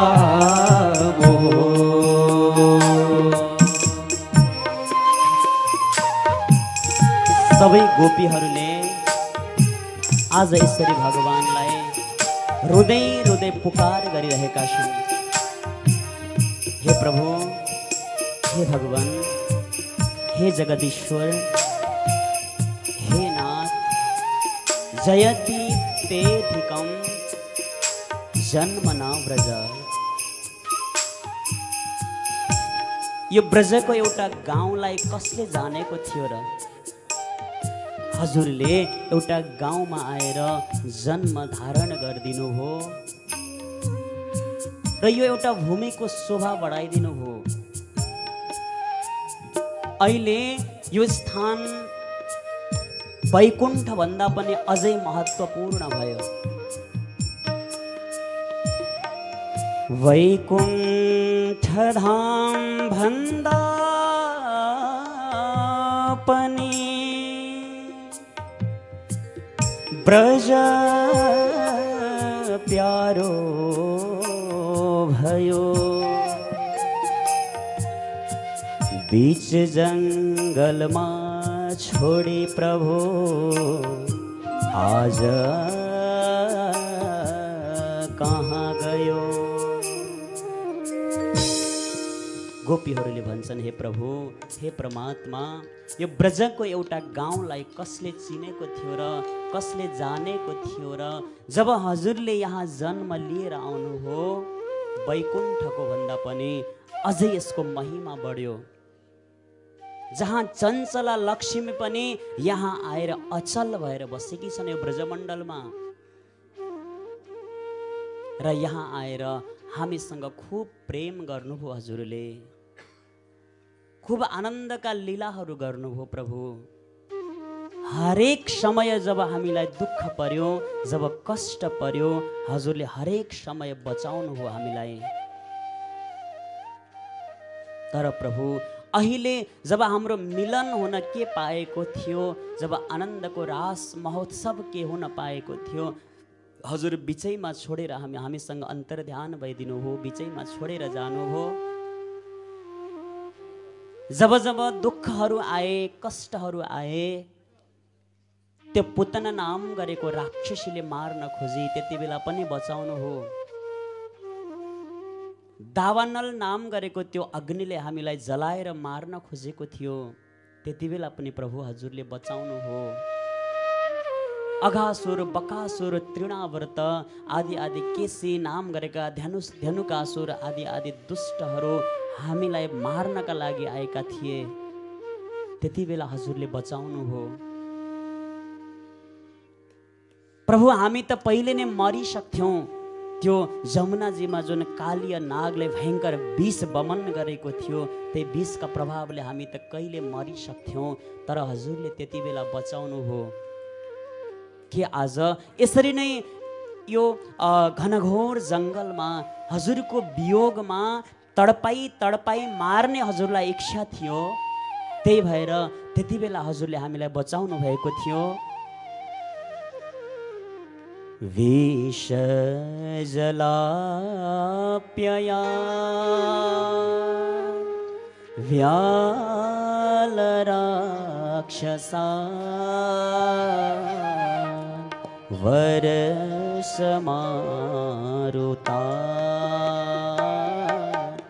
वैद्युता नला। त्यो विषबाट हामी कहिले मरिसक्थ्यौँ, हरेक समय हजुरले बचाउँदै बचाउँदै बचाउँदै बचाउँदै बचाउँदै ल्याउनु हो। कि हजुरलाई हाम्रो यो विरह रूपी अग्निको आगो जलाएर अनि त्यसैको आगोमा तापेर हजुरलाई आनन्द लिने इच्छा थियो, त्यही भएर बचाउनु भएको थियो। खूब प्रेमसँग खूब भावसँग आज गोपीहरूले जब भगवानलाई पुकारे, आँसु बगाएर जब कसैले भगवानलाई पुकार गर्छ भने फेरि प्रभु परब्रह्म परमात्माले दर्शन दिनलाई कति पनि ढिला गर्नुहुन्न। त्यो गोपीहरूले गरेको त्यो पुकार आज भगवानले सुन्नुभयो, तुरुन्त आज त्यहाँ प्रकट हुनुहुन्छ प्रभु। खूब रोएर पुकार गरिरहेका छन् गोपीहरूले। यत्ते सुजात चरणाम्बुहुरं स्तनेषु भीतासनै प्रियदधे महिकर्कशेषु तेनाटवीमटसि तद्व्यथतेन किंशे कुरुपादिभिर्भ्रमति धीर्भावनायुषान्नः।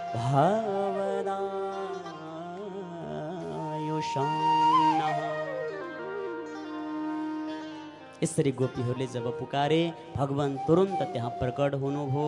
गोपीहरूलाई सम्झाउनुहुन्छ, हेर गोपी हो, भगवत मार्गमा आएपछि कहिले पनि अभिमान गर्नु हुँदैन। तिमीहरूलाई अभिमान आयो, त्यही मैले केही न केही ज्ञान दिन्छु भनेर तिमीहरूबाट म अन्तर्ध्यान भएको थिएँ, केही क्षणका लागि टाढिएको थिएँ। म पनि कहाँ सक्छु र तिमीहरूसँग टाढा भएर बस्नका लागि म कहीँ गएको छैन। तुरुन्त अब पहिला त रास लीला भएको थियो भने अब भगवान जब प्रकट हुनुभयो अब हुन थाल्यो महारास लीला। बोले भक्तवत्सल भगवानको जय। अब त फेरि एक गोपी एक कृष्ण त्यो जुगल रूपमा बडा दिव्य महारास लीला प्रारम्भ हो। सब नाच्न थाले, सब गाउन थाले। भगवानको त्यो रास लीलालाई देखेर चन्द्र सूर्य तारा नदी नाला पर्वतहरू सारा देवी देवताहरू त्यो ब्रजमण्डलमा उपस्थित रहेका छन्। सबले आनन्दपूर्वक भगवानको त्यो रास लीलाको दर्शन गरिरहेका छन्। बोले हरिहर भगवानको जय, कृष्ण कन्हैया लालको जय। रास रचो है, रास रचो है। भगवानले दिव्य त्यो रास रचाउनु हो। मधुवनमा कृष्ण जी को रास रचो है, रास रचो है, रास रचो है। मधुवनमा कृष्ण जी को रास रचो है।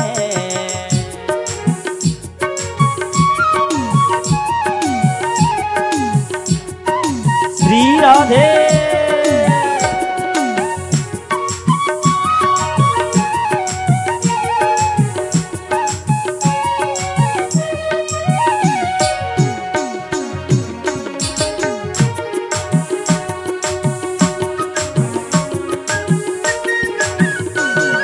रास रचो है, रास रचो है। मधुवन माँ कृष्ण जी को रास रचो है, रास रचो है, रास रचो है।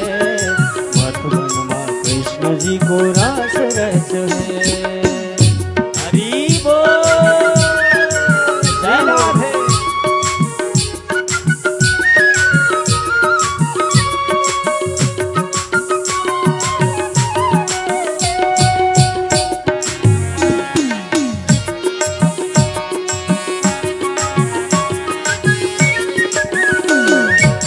यसरी हुँदैन है। सबैले एकपटक हात माथि गरौँ त। अब ताली बजाउँदै सबैले गाउने है। रे जति गोपी उति नै मोरारी, उति नै मोरारी। राधा कृष्ण प्रभुकै पुजारी। वृन्दावनैमा क्षमा क्षमा नाच्दैछन् कृष्णजी सबको मनैमा। उति नै मोरारी, उति नै मोरारी। राधा कृष्ण प्रभुकै पुजारी। वृन्दावनैमा जति गोपी क्षमा क्षमा नाच्दैछन् कृष्णजी सबको मनैमा। क्षमा क्षमा नाच्दैछन् कृष्णजी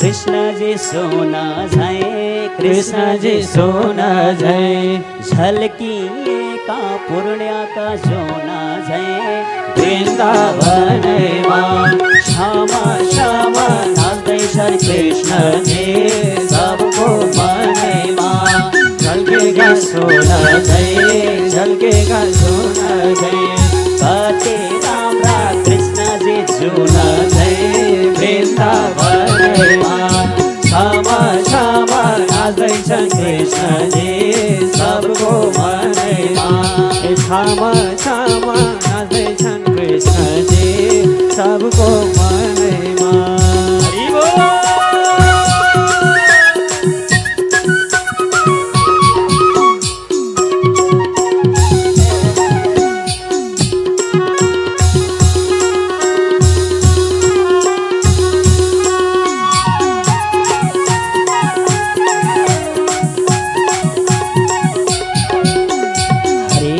चंद्र सूर्य तारा नि आए तारा नि आए रास देखे सब खुशी मनाए वृन्दावनमा हे क्षमा क्षमा नाच्दैछन् कृष्ण जी सबको मनैमा तारा नि आए तारा नि आए रास देखे सब खुशी मनाए वृन्दावनमा क्षमा क्षमा नाच्दैछन् कृष्ण जी सबको मनैमा क्षमा क्षमा नाच्दैछन् कृष्ण जी सबको मनैमा क्षमा क्षमा नाच्दैछन् कृष्ण जी सबको मनैमा क्षमा क्षमा नाच्दैछन् कृष्ण जी सबको मनैमा।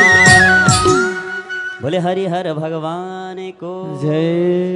यसरी सब गोप गोपीहरू सब देवी देवताहरू एकत्रित भएर दिव्य भगवानको त्यो रासलीलाहरूमा आनन्द लिइरहनु भएको छ। सब नाचेका छन्, सब गाएका छन् र जसले यो दीप टेलिभिजन हेरेर बस्नु भएको छ अवश्य यहाँहरू पनि नाच्नु भएको छ होला भगवानको भजन कीर्तनमा। यहाँ प्रत्यक्ष रूपमा पनि धेरै भक्तहरू झापातिरबाट पनि आउनुभएको छ, यहाँ काठमाडौँबाट आउने भक्तहरू पनि धेरै हुनुहुँदो रहेछ, चितवनबाटै पनि धेरै भक्तहरू आउनुभएको छ, नवलपरासीबाट बुटोलबाट अनेक अनेक ठाउँबाट धेरै भक्तहरू यो भगवानको रासलीलामा आनन्द लिनका लागि आउनुभएको छ। सबै देवी देवता नाचेका छन् भने आउनुहोस् अझै एउटा भजनमा सबैजना नाचौँ, त्यसपछि फेरि अगाडिको कथालाई हामी बढ्नेछौँ। हरे राधा लोटो पोटो नक्कले कृष्ण हुनाले, राधा लोटो पोटो नक्कल कृष्ण हुनाले, राधा लोटो पोटो नक्कल कृष्ण हुनाले, राधा लोटो पोटो नक्कल कृष्ण हुनाले, राधा लोटो पोटो नक्कल कृष्ण हुनाले, राधा लोटो पोटो नक्कल कृष्ण हुनाले, हे भगवान राधा लोटो पोटो नक्कल कृष्ण हुनाले, राधा लोटो पोटो नक्कल कृष्ण हुनाले।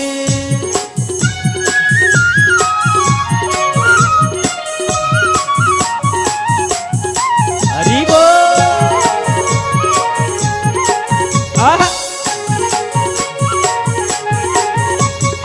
राधा लोटो पोटो नक्कल कृष्ण हुनाले, राधा लोटो पोटो नक्कल कृष्ण हुनाले, राधा लोटो पोटो नक्कल कृष्ण हुनाले, राधा लोटो पोटो नक्कल कृष्ण हुनाले हुनाले।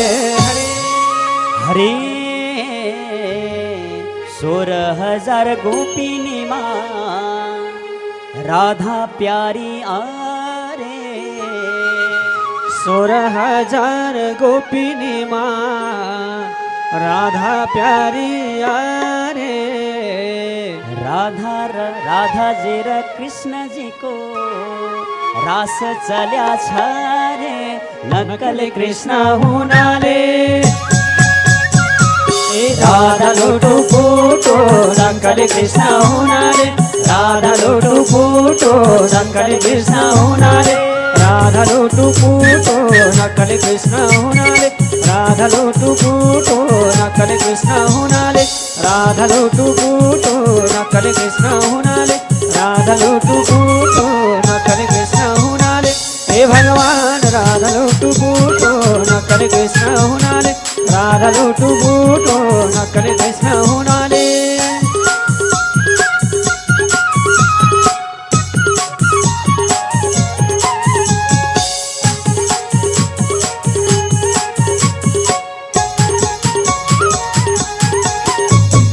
राधालो टुकुटो नक्कले कृष्ण हुनाले राधालो टुकुटो नक्कले कृष्ण हुनाले राधालो टुकुटो नक्कले कृष्ण हुनाले राधालो टुकुटो नक्कले कृष्ण हुनाले हुनाले हरे हरे कहिले चिसो कहिले तातो यमुनाको पानी कहिले चिसो कहिले तातो यमुनाको पानी कृष्णजीकै वरिपरि डुल्ने राधा रानी चञ्चले कृष्ण हुनाले राधालो टुकुटो चञ्चले कृष्ण हुनाले राधालो टुकुटो चञ्चले कृष्ण हुनाले राधालो टुकुटो चञ्चले कृष्ण हुनाले राधालो टुकुटो चञ्चले कृष्ण हुनाले राधालो टुकुटो चञ्चले कृष्ण हुनाले राधालो टुकुटो चञ्चले कृष्ण हुनाले हे भगवान राधालो टुकुटो चञ्चले कृष्ण हुनाले राधालो टुकुटो चञ्चले कृष्ण हुनाले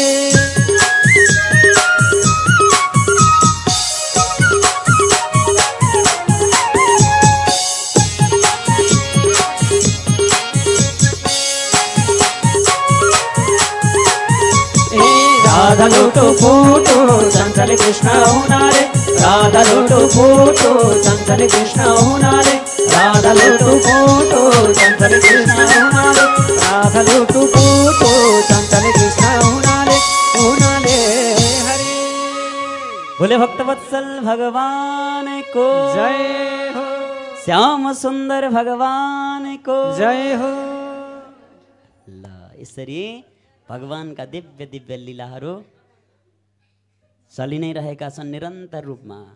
श्री शुकदेवजी महाराजले निरन्तर प्रभुका ती लीलाहरूको गुणगान गरिरहनु भएको छ। श्री शुकदेवजी महाराजले पनि अनेक अनेक प्रकारका प्रश्नहरू गर्नुहुन्छ अनि फेरि त्यो प्रश्नको उत्तर शुकदेवजी महाराजले दिँदै दिँदै दिँदै दिँदै दिँदै जानुभएको छ। अगाडिको प्रसङ्गमा गएर भगवानले अरिष्टासुर नाम गरेको दैत्यको वध गर्नुभयो, शङ्खचूड नाम गरेको दैत्यको वध गर्नुभयो। जुगल गीतको यहाँ दिव्य प्रसङ्ग छ। गोपीहरू एक दुई दुईजना गोपीहरूको जोडी मिलाएर भगवानको खूब यहाँ दिव्य दिव्य गुणगानलाई गाएका छन्। जुगल गीतको यहाँ प्रसङ्ग छ। वाम बाहो कृत वाम कपोलो वल्गित भ्रूरधरार्तित वेणो कोमलाङ्गुली विरार्सित मार्गं गोप्य इरियति यत्र मुकुन्दः। जुगल गीतको सुन्दर प्रसङ्ग छ। जुगल गीतलाई यही प्रणाम गरेर हामी अगाडि बढ्नेछौँ। यस्तै गर्दा गर्दै गर्दा गर्दै अब देवी देवताहरूलाई चिन्ता हुन थाल्यो। भगवान आउनु भएको थियो धर्मको रक्षा गर्न, धर्मको स्थापना गर्नका लागि, दुष्टहरूको वध गर्नका लागि। तर प्रभु यसरी आफ्नो लीलामा हराउनु भएको छ, कंसलाई मार्नु छ भन्ने कुरा नै भगवानले भुल्नु भएछ।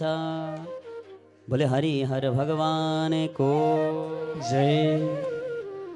अब नारदजी जानुभयो, भगवान को पासमा पनि जानुहुन्छ, उता कंसको पासमा पनि जानुभयो। सबैभन्दा पहिला नारदजी महाराज निशात मसिमा दत्त वसुदेव जिघांशया निवारितो नारदेन तत्सुतो मृत्युमात्मनः। नारदजीको पासमा कंसको पासमा नारदजी जानुभयो। गएर भन्नुहुन्छ अरे कंस, तिमीले कहिले पुतनालाई पठायौ कृष्णलाई मार्न भनेर, तिम्रो काललाई मार्न भनेर, कहिले तृणावर्तलाई पठायौ, कहिले शकटासुरलाई पठायो, वत्सासुर, बकासुर, धेनुकासुर, केसी कति कति जतिलाई पनि पठायो, कोही पनि फर्केर आएनन्। अब सधैँभरि यसरी तिमीले पठाउने, वहाँ उनीहरूले मार्ने गर्यो भने सारा तिम्रा सैनिकहरू सकिन्छन्। अब यस्तो तिमीले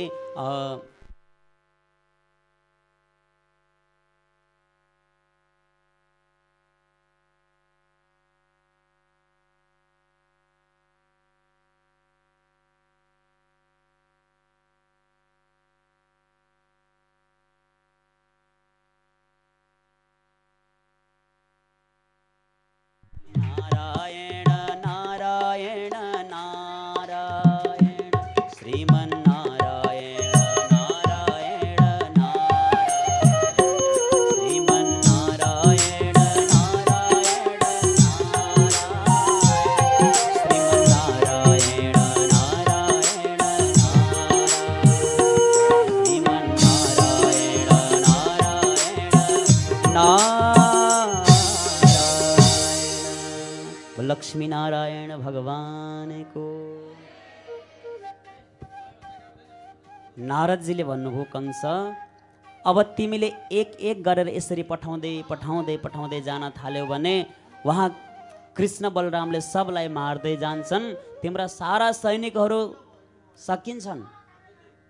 अब सधैँभरि यसरी पठाएर हुँदैन, बरु अब एउटा यस्तो उपाय गर, तिम्रो जो काल भनेको त्यही नन्द बाबाको छोरा भनेर सबैले चिन्छन्। त्यो नन्द बाबाका छोरा होइनन्, तिनी वसुदेव र देवकीका छोरा हुन्। सब यिनीहरूको चाल खेल यहाँ भएको छ। ती कन्या जो आकाश गमन गरेकी थिइन्, तिनी यशोदाकी पुत्री हुन्। यशोदाले नन्द बाबाले जसलाई आफ्नो पुत्र भनेर राखेका छन्, तिनीहरू ती बालक, ती दुईवटा जो बालक छन् कृष्ण र बलराम, त्यो देवकीको 7औं र 8औं गर्भ तिम्रो काल भनेका तिनीहरू नै हुन्। सब भेद आज नारदजीले खोलिदिनु हो। कंस अत्यन्त क्रोधित भयो। तुरुन्त आज सारा आफ्ना सैनिकहरूलाई बोलाउँछ, तुरुन्त इमर्जेन्सी मिटिङ गर्छ कंसले आज। तर के गर्ने, कसरी अब त्यो कृष्ण र बलरामलाई यहाँ बोलाउने, कसरी मार्ने, कुन उपायले मार्ने भन्ने कुरा कंसलाई अब त्यो फिर्दैन दिमागमा। नारदजीले नै त्यो उपाय दिनुहुन्छ। अब के गर भने, तिमीले धेरै राक्षसहरूलाई पठायौ, फर्केर आएनन्। अब राक्षस पठाउने होइन, आफ्ना सैनिकहरू पठाउने होइन, अब कृष्णलाई यतै मथुरामा बोलाउने काम गर। कसरी बोलाउने भन्दा कुनै एउटा बहाना लगाउनु। नाताले कृष्ण बलराम तिम्रा भान्जा पर्छन्, भनिदिनु एउटा यज्ञमा हामी गर्दैछौँ, यज्ञमा भान्जाको जरुरत हुन्छ, गणित राख्नुपर्छ भान्जालाई, त्यही भएर म कृष्णलाई लिन पठाउँछु भनेर एउटा यज्ञको बहाना बनाउनु। बस कृष्णलाई लिन पठाइदेऊ। कंसले भन्यो, गुरुदेव कुरा त राम्रो गर्नु हो, अब मैले जसलाई पठाउँछु उसलाई मारिदिन्छन्, कसलाई लिन पठाउँ त मैले अब। नारदले भन्नुहुन्छ, हेर कंस, अरूलाई पठाउने होइन, अब अक्रूरलाई पठायो भने अक्रूर र भगवानको सम्बन्ध अत्यन्त राम्रो छ। तसर्थ अब अक्रूरलाई लिन पठाइदिनु र लिएर आउनु, धनुष यज्ञका लागि निमन्त्रणा छ भनेर लिन पठाउनु भनेर नारदले सल्लाह दिनुभयो। नारदको सल्लाह अनुसारले कंसले पनि अक्रूरलाई बोलायो र कृष्ण बलरामलाई लिन पठायो वृन्दावनमा।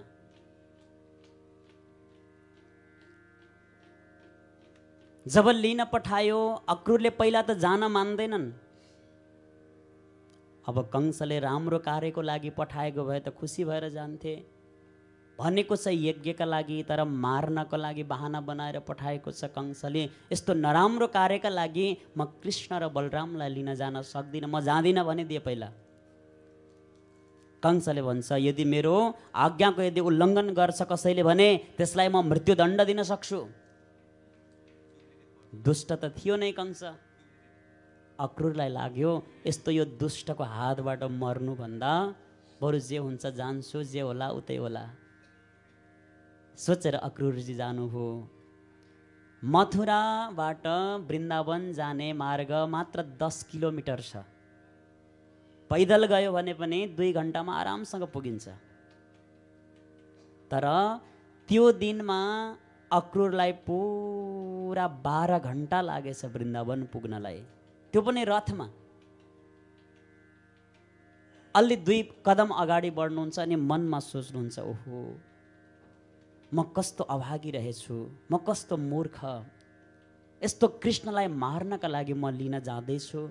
कृष्णले थाहा पायो भने, नन्द बाबाले थाहा पाउनुभयो भने, ती ब्रजका ती गोपीहरूले थाहा पाए भने मलाई के भन्छन् होला। यस्तै यस्तै कुरा खेल्दा खेल्दै 2 कदम अगाडि जानुहुन्छ अनि रथको लगाम हातमा छ त्यो घोडाको, बस चलाउन भुल्नुहुन्छ। घोडाहरू मस्त घाँसमा चर्न थाल्छन्। त्यही कुरा सोच्दा सोच्दै 2-4 घन्टा एकै ठाउँमा बित्छ। त्यस्तो हुँदै हुँदै हुँदै हुँदै बल्ल बल्ल बिहानको सूर्य उदयसँगै हिँडेका अक्रूर सूर्य अस्तसँगै उहाँ वृन्दावनमा पुगे। 84 खम्बा भएको दिव्य त्यो नन्द महलको छेउमा पुगे। जब अक्रूर भर्खर वहाँ पुग्ने बित्तिकै कृष्ण बलराम पनि भर्खरै गौचारण गरेर बस त्यो घुङ्रिएको बालमा सब त्यो गाईका खुरको धुलै धुलो भरिएको छ। कृष्ण र बलराम हुर्र हुर्र गर्दै गाईको पछि भर्खर गाई लिएर गाई बाँधेर घरमा आउँदै हुनुहुन्थ्यो। अक्रूर र कृष्णको भेट भयो। कृष्ण अन्तर्यामी हुनुहुन्छ, बुझ्नुभयो सारा कुरा। अक्रूर काकाजी हामीलाई लिनका लागि आउनुभएको छ। तुरन्त भन्नुभयो कृष्णले काकाजी हजुर किन आउनुभएको त्यो हामी बुझ्यौँ राम्रोसँग, तर यो भेद माता यशोदालाई नभन्नु होला, यानि कि हामी कृष्ण बलरामलाई लिन आएका हौँ भनेर कृपया नभनिदिनु होला।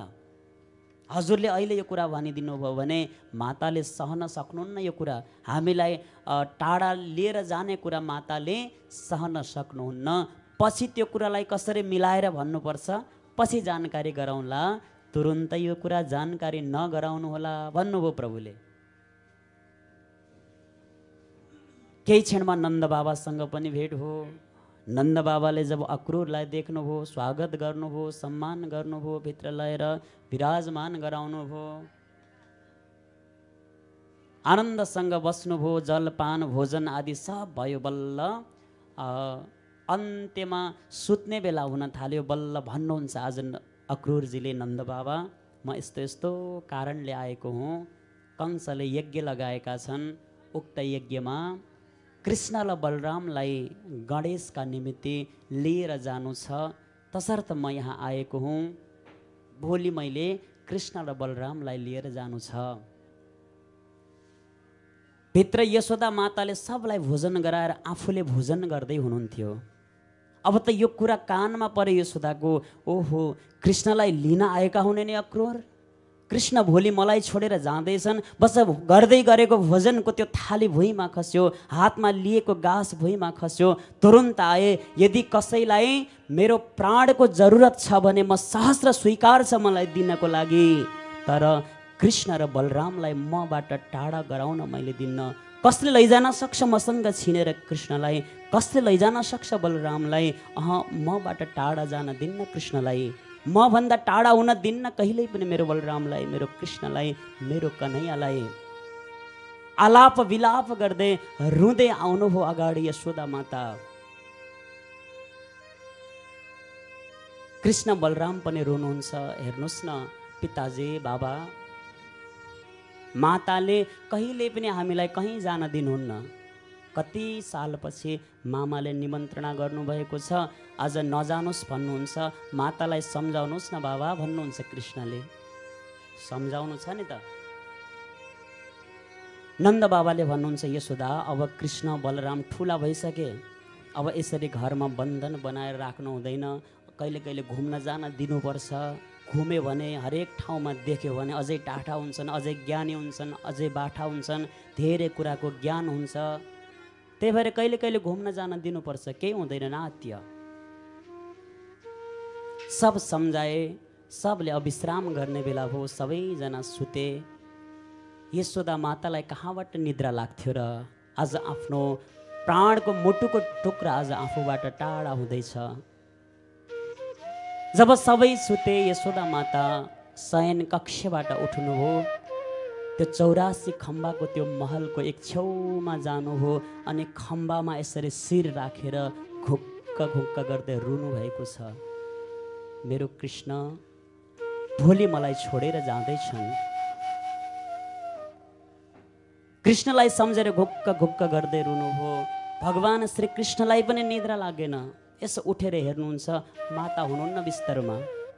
कहाँ जानुभएछ? खोज्दै खोज्दै जाँदाखेरि त एक छेउमा गएर एक खम्बामा आडेस यसरी शिर राखेर रोइरहनु भएको थियो।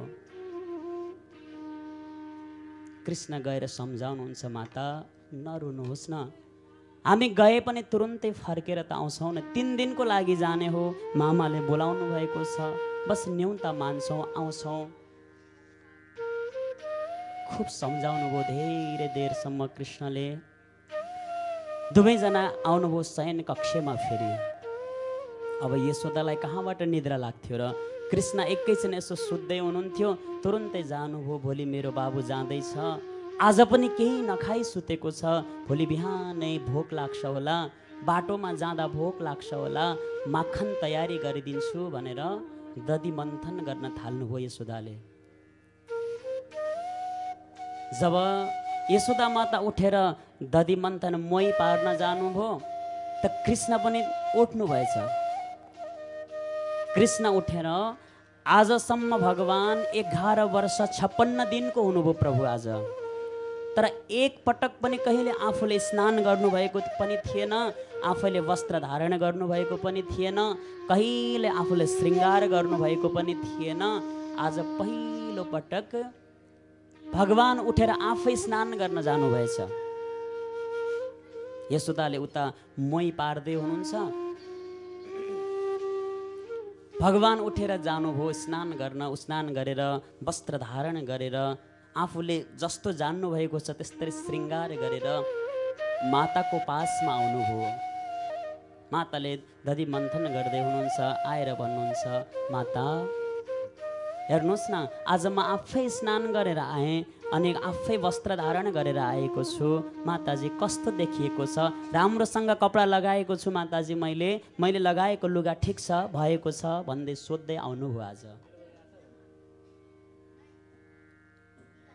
यशोदा माताले विलाप गर्दै भन्नुहुन्छ, कृष्ण यतिका दिनसम्म तिमी मेरो साथमा रह्यौ, अहिलेसम्म एक दिन पनि तिमीले आफूले स्नान गरेका थिएनौ, आफूले वस्त्र धारण गरेका थिएनौ। आज एक दिन अन्तिम सेवा जो मैले प्राप्त गरेकी थिएँ त्यो सेवा पनि तिमीले छिनिदेऊ मबाट। कम से कम एक क्षणको एक समयको सेवा त म आफैलाई गर्न दिएको भए हुन्थ्यो नि। भोलि त तिमी छोडेर जाँदैछौ मलाई, भोलिबाट मैले तिम्रो सेवा गर्न पाउँदिन। आजको कम से कम दिन त्यो सेवा मेरो हातबाट किन छिनौ बाबु, म आफैलाई गर्न दिएको भए त हुन्थ्यो भन्नुहुन्छ यशोदा माताले। कृष्णले भन्नुभयो, माता भोलि त म हजुरलाई छोडेर जाँदैछु।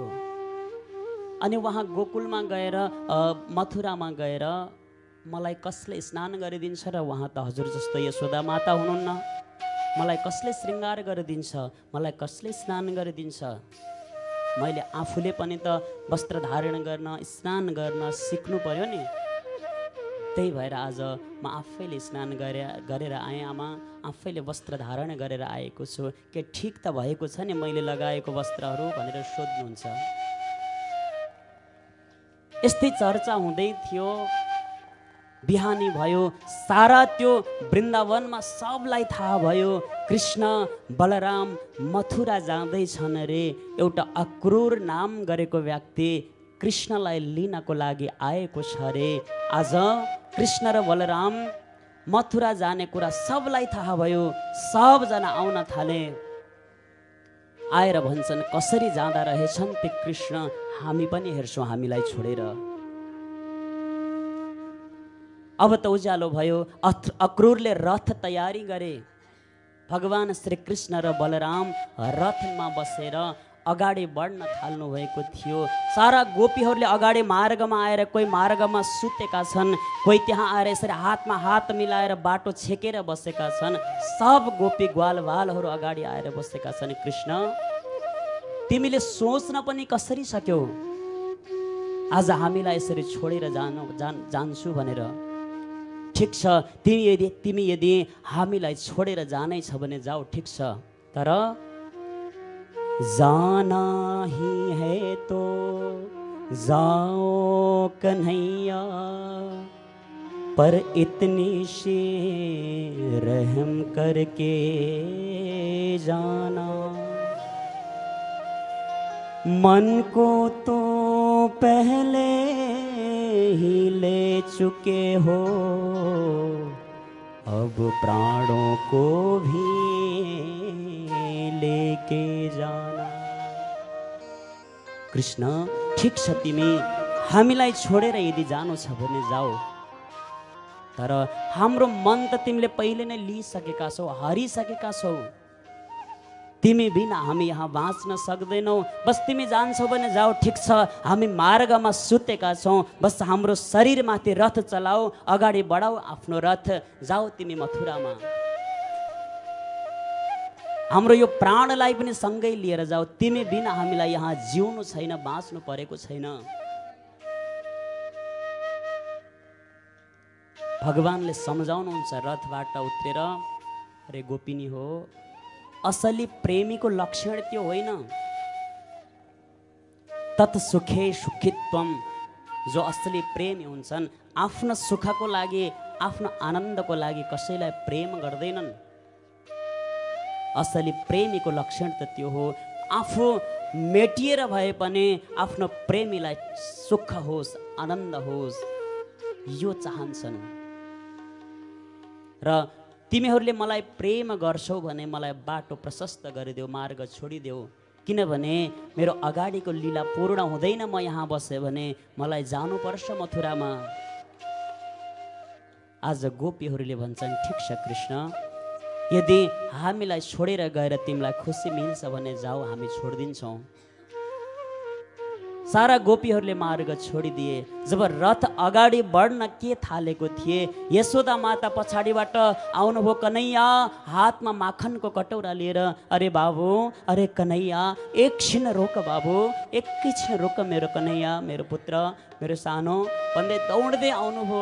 यशोदा माता आएर भन्नुहुन्छ, मेरो बाबु आज राति पनि केही नखाई सुतेको छ, अहिले बिहान पनि केही खाएको छैन, मार्गमा भोक लाग्छ बाटोमा, अक्रूर भोक लाग्यो भने यो माखन दिनु है भन्दै हातमा माखनको कटौरा लिएर आउँछिन् र भन्छन्, कृष्ण, म तिमीलाई रोक्दिनँ, तिमीलाई रोक्ने मेरो अधिकार कहाँ छ र? मलाई त आज मात्र थाहा भयो तिमी त मेरो पुत्र होइनौ रे। एउटा आमाले 11 वर्ष 56 दिनसम्म जसलाई आफ्नो छोरा भनेर पालिन् पोसिन्, हुर्काइन्, प्रेम गरिन्, आज अचानक थाहा हुँदैछ कृष्ण त यशोदाका पुत्र होइनन् रे, देवकी र वसुदेवका हुन रे। ती आमाको त्यो मनमा कस्तो बित्यो होला। त्यही भन्नुहुन्छ, कृष्ण, मेरो के अधिकार छ र बाबु तिमीलाई रोक्ने?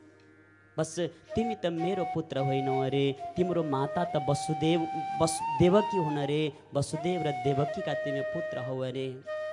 तर धिक्कार छ मलाई, तिमीलाई यतिका दिनसम्म पाएर पनि मैले कहिले राम्रोसँग सेवा गर्न सकिनँ।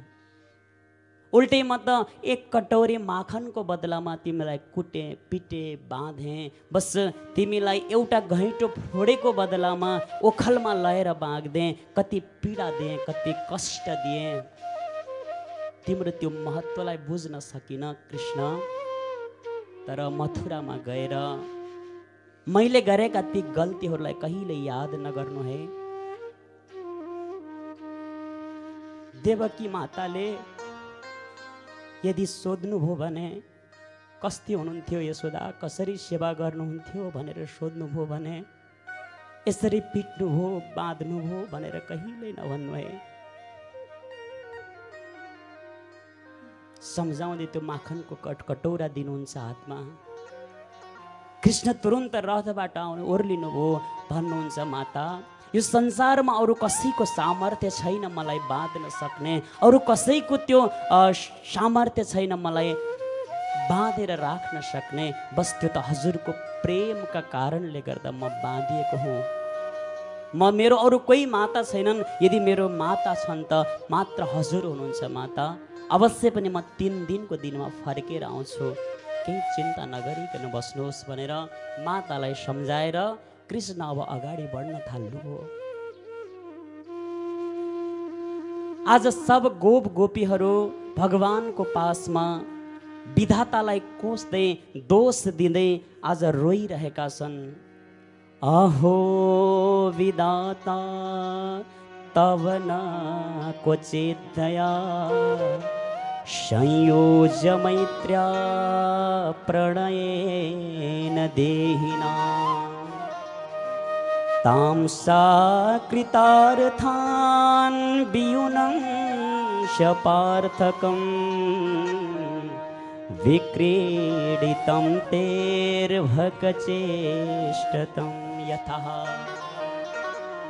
अरे विधाता त पनि कति निष्ठुरी रहेछस्, तेरो मनमा एक रति पनि कुनै दया रहेनछ।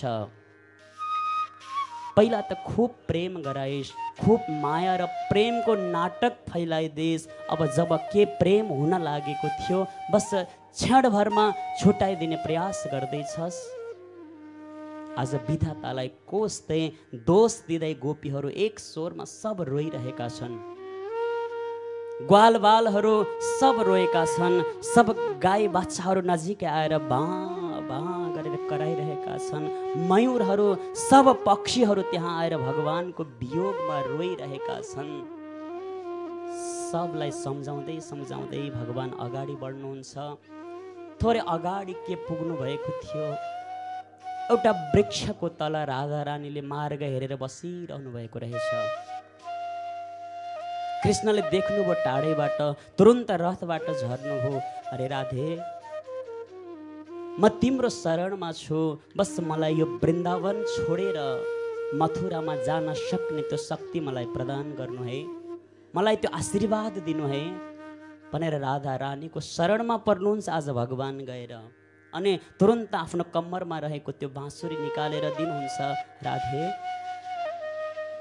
मेरो याद आयो भने यही बाँसुरी हेर्नु है, राधा रानी बिनाको यो बाँसुरी मलाई चाहिँदैन। जहाँ मेरा ग्वालबाल छैनन्, जहाँ मेरा गोपीहरू छैनन्, साक्षात् जहाँ मेरी राधा रानी छैनन् भने त्यहाँ मलाई यो बाँसुरीको कुनै काम छैन। मेरो चिनो स्वरूप, मेरो सम्झना स्वरूप यो बाँसुरी राख्नु है।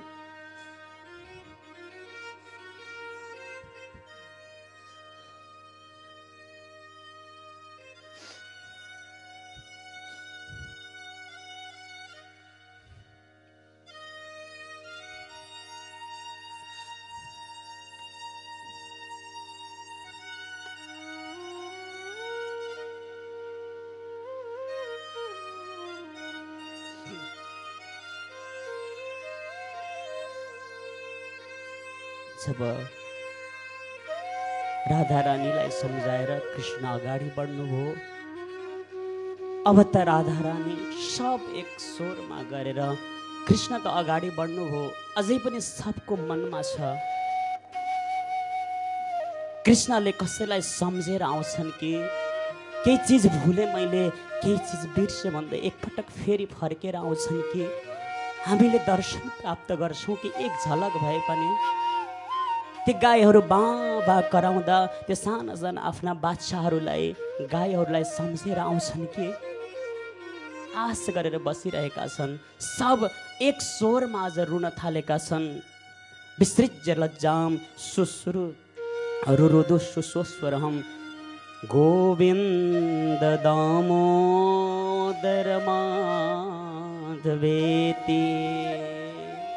एक स्वरमा सब रोएका छन्, कृष्णलाई पुकारेका छन्, हे कृष्ण, हे प्रभु, हे माधव, हे मदन मोहन। आज गोपीहरूले एक क्षण यो पलक झपक गर्दाखेरि पनि कृष्णलाई टाढा हुनुहुन्छ भनेर सकेसम्म त्यो पलक पनि नझप्किन पाए हुन्थ्यो भनेर सोच्ने गर्दथे। ब्रह्मालाई दोष दिने गर्थे।